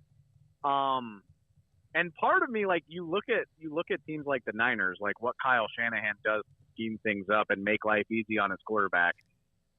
Part of me does, like, I think kind of like the Ravens did with Greg Roman this year. Part of you just thinks, like, maybe it's time for a fresh perspective and a new voice.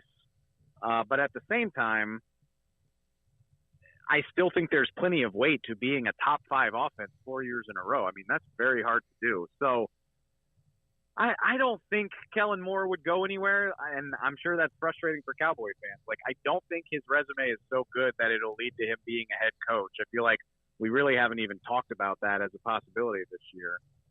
And as frustrating as it's been, I don't think he's bad enough that the Cowboys would try to get rid of him. So short of Dan Quinn leaving for a head job and taking people with him, I don't think I expect drastic changes.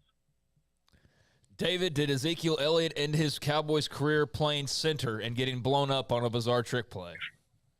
Man, that's a rough way to go if it's true. And that's not Zeke's fault. That's how the play was designed.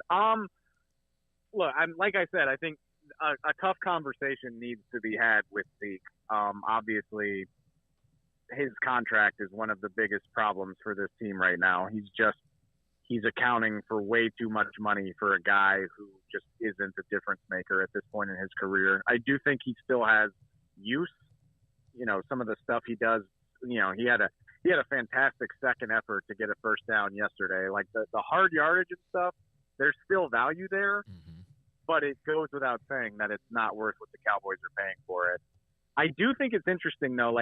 And this is mainly a hunch, but we see this all the time with legacy players, like a guy like Zeke who has sold so many jerseys and been a face of the team for so long. I think Zeke knows that he's probably better off in Dallas, and I think the Cowboys want him to be here.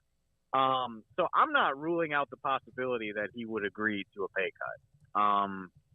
It would have to be a pretty substantial pay cut, in my opinion, but I'm keeping an eye on that. But yeah, I don't know. I hope Zeke hasn't played his last down as a Cowboy, but if he does play for them again, I hope it's on a much, much smaller salary than the one he had this year.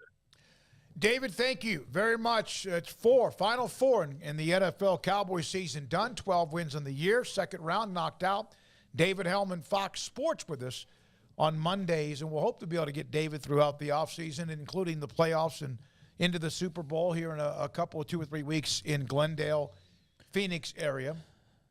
Yeah, I didn't mean to be so dismissive earlier, but it's just it is what it is, man. It is what it is, and it's going to be an incredible stretch whenever the Cowboys are back in that position of playing in an NFC Championship game. And I think that's what's frustrating. Is I'm not even a Cowboys fan, but they had that opportunity yesterday. It was there for the taking, and Dak was one of, there's multiple reasons, but he's one of the main reasons that was hard to watch.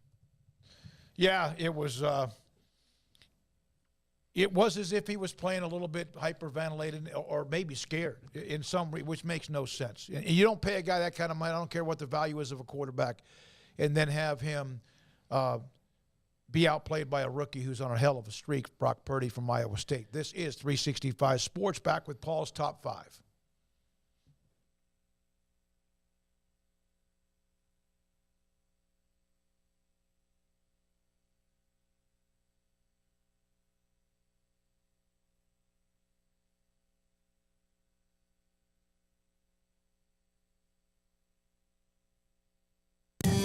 With hundreds of thousands roaming freely in the wild, yet still hard to spot unless you know the signs. There they are, Baylor Bears. If you're a bear enthusiast or even a bear yourself, join me and let's find some bears in the wild. Join the expedition at Baylor.edu/alumni. Hi, this is Paul Catalina. I recently got engaged to the love of my life, but the most important thing that I had to do before I popped the question was get that perfect ring.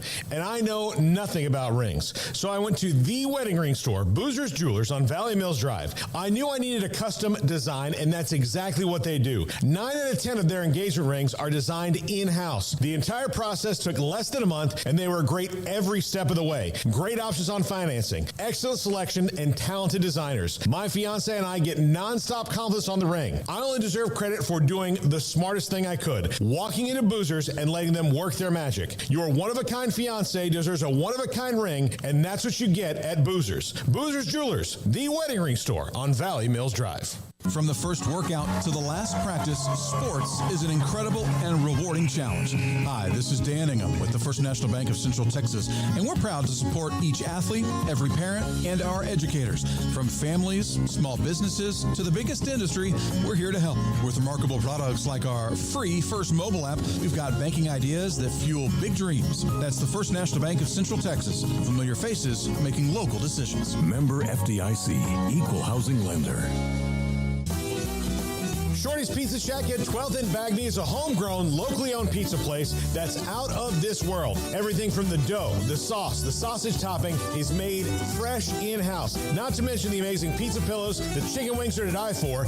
Try the Sikkim sauce, chili cheese fries, or tots, plus great specials on food and drink every single day. Shorty's is also the perfect spot to watch the game with your friends. Shorty's Pizza Shack at 12th and Bagby. Tell them Paul sent you by. Automatic Chef Canteen is a full-service micro-market vending and office coffee provider with state-of-the-art vending equipment, a wide variety of products, and offering custom-fitted micro-market vending office coffee solutions for your employee break room. You want a full break room solution and a workplace oasis? Well, Automatic Chef Canteen, locally owned and operated for over 50 years in Central Texas, also includes in-house mechanics on call 24/7 for fast, reliable service and maintenance. Automatic Chef Canteen, 6900 Imperial Drive in Waco, or online at automaticchefcanteen.com.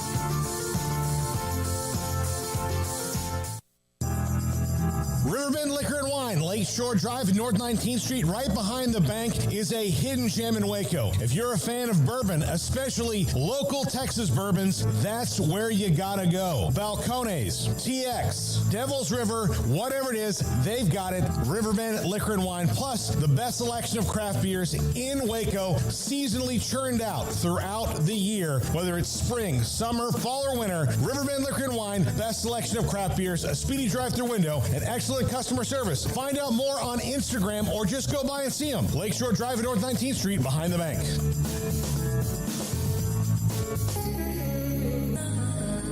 This is Paul Catalina's Top 5 at 5:45. Or is it 5:55?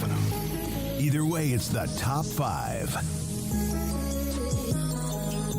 Top 5 questions from the Pac-12 TV scandal that remain. Of course, we've talked to Bob Thompson and Jon Wilner today, so those things can kind of get ironed out. But just to kind of re-highlight this, and Jacob Wilson joins me here on this particular Top 5 today because a little insider information. We're pre-recording this. I'm just going to tell you right now, this is not live. We're pre-recording this. I don't want to deceive you as viewers of the show. I mean, are the viewers wondering how Craig got so youthful and healthy looking? Yeah, and where Smokey just went. Like, see, look, there's just his chair right there. I mean, nothing in there. So we could lie about it, or we could just, be forthcoming with the people. And I think that's what we want from our American leadership. So, and here comes Smokey now as for doing this. But top 5 questions from the Pac-12 scandal, and Smokey can jump on when he wants.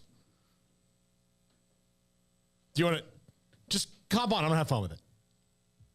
Okay. No. Number 5, has this slowed down the TV deal? If I was a television partner, and these are networks and not Comcast, which is reportedly the person, but if I was a TV partner trying to do this, Jacob, I would feel a little bit suspicious about the Pac-12 and their dealings moving forward. So I don't know if I want to make a deal until all this is resolved. Absolutely. I mean, Amazon Prime especially, they've had enough of, criticisms from the disastrous lineup of games they had in the NFL this year. And so I think the last thing they want to do is to strike up any kind of a deal with the Pac-12 before it's really been vetted and, all of the dust has really settled on this, entire situation. When you look at the timeline, it kind of makes sense that in October is when this audit popped. They did it, that goes through the holidays and all of that. We're in January now. George Kliavkoff kind of kept saying that he expected something to happen, but I think that's maybe this is me reading between the lines, that maybe he was expecting this to get cleared up before then. Now that it is, we'll see what happens, but I'm sure this has slowed the TV deal down. Oh, absolutely. They're going to have to actually go back and really get a full report on an investigation as to what happened. Well, the other thing is this is also, so if you're trying to get a raise on your media, so if you tell everybody that you're getting this much per year per school and you have, say, $10 million extra every year, well, then that's not really what you were getting. you were getting overpaid. So now you have to have a more realistic number. So that also, that's for the members and all that other stuff too. And this is for the Pac-12 networks. This isn't for ESPN and Fox, but this is, those numbers from Pac-12 networks and all of that affects the deal with ESPN and Fox because, you're trying to make all this money in all these different pieces and have to move on. Number 4, for Comcast, how can you not notice overpaying $50 million? And if not for the Pac-12 telling Comcast, this could have gone on for much longer. Yeah. Yeah. I don't even know. Like it could be, that's what I would like to know. Like if I'm on the board at Comcast and I am trying to figure out why are we overpaying, then I start wondering what else are we overpaying and what else are we not noticing and how do we make our compliance better? Because that would make me nervous if, the Pac-12 had to tell me that, oops, we kept $50 million because these guys, we had an audit, we told the people in charge, and then they just didn't do anything with that information. It kind of takes me back to the lemonade stand metaphor. When your parents give you $10 to run a lemonade stand and they, you learn that it only costs $6. Are you going to give that $4 back? That's kind of the vibe that I'm getting from, how can they not notice? Well, maybe because no one was looking, or maybe because, they didn't want to, say anything, because why admit that you're getting paid, more than you're supposed to be getting paid when it's nice to have a couple extra $1 million. I get why the guys did it. I want to know how Comcast didn't know. Like how Comcast let this continue to happen. Because if I'm Comcast, I'm worried about my own internal things of like who's sending out these checks to the Pac-12 TV networks. Number 3, why did they think they could get away with it? Like after the one audit in the first year, why eventually you're going to have another audit, right? So they're going to come and get you. Yeah. So why keep doing it? I think it's riding the wave, Paul, because you don't think you're ever going to get caught when you have that much money and you're just living the good life. It happens in sports. It happens in politics. It happens in, every single movie that you see about someone who becomes a drug kingpin. Like it happens every single time. It's just, you never think you're going to get caught. But I guess there is a remaining question to that argument is who has been out there that hasn't gotten caught? Yeah. That's a good point. Number 2, will there be criminal charges coming? Because you're talking about embezzling $50 million and not reporting and then distributing that money. So that it's not like this money was sitting in escrow in an account where they could just pay it back. They distributed it out to the Pac-12 schools who then assumably have spent the money or budgeted somewhere if they haven't spent it yet. So if you are, Brent Willman, who was the Pac-12 CFO and Pac-12 network president, Mark Shukin, then how do you are you going to have to sit in front of a jury of your peers and explain this out? And this is going to be up to the district attorney or state's attorney in San Francisco, more than likely. Yeah, it'll be interesting to see how many people actually face charges, or if it's just these 2 people that are being kind of made the scapegoat right now. It seems like a lot of times in sports, when money crimes, white collar crimes have been committed, they try to locate 1 or 2 main people, move on, and just carry on business as usual. And I think, the Pac-12, it's kind of up in the air right now with UCLA and USC leaving. Everyone's talking about what Oregon and Washington are going to do. I think they're going to want to try and get this thing cleaned up and moved past as quickly as possible. And, maybe just have 1 or 2 guys be the scapegoat. Yeah. And I don't know. But, and number 1, what did Larry Scott know? He was the conference commissioner at the time. These are the guys, the CFO and the Pac-12 network head, that you would think would have to be in place to run a scandal of this magnitude. But the commissioner not knowing or seeing, or, because at the beginning of the year, everybody knows what they're supposed to get. And then if they get 10 million extra bucks all of a sudden, is he not asking questions? Best case scenario, Larry Scott ends up like Pete Carroll. He pops Smoak before the actual news comes on. Yeah. But there's no way he didn't know. There's no way. There's absolutely. That's what I think. We had to know something. Did he know everything? Did he not want to know? Where did it move on? From there, and that's a question. Obviously, he's not the commissioner anymore, and was made not the commissioner because, due in large part to the failings of the Pac-12 network overall. Yeah. Yeah, I think he just got out of Dodge while the getting was good. Paul. Yeah, well, clearly, but that doesn't mean that he wasn't a part of this too. That definitely needs to be questioned. He just might be lucky that he was not working there when everybody found out. So we'll see. White collar crime, like you said, is hard to pin down. That's the top 5. Thank you so much. Please share this with all your friends, especially if you're a Pac-12 fan and have the same questions that we do. Have a great night, everybody. Baylor and Kansas tonight. We'll have that much of that post-game and reaction tomorrow to that game if Kansas gets off a losing streak or Baylor continues there. Thanks to Jacob Wilson. Thanks to Garrett Ross. Have a great night, everybody.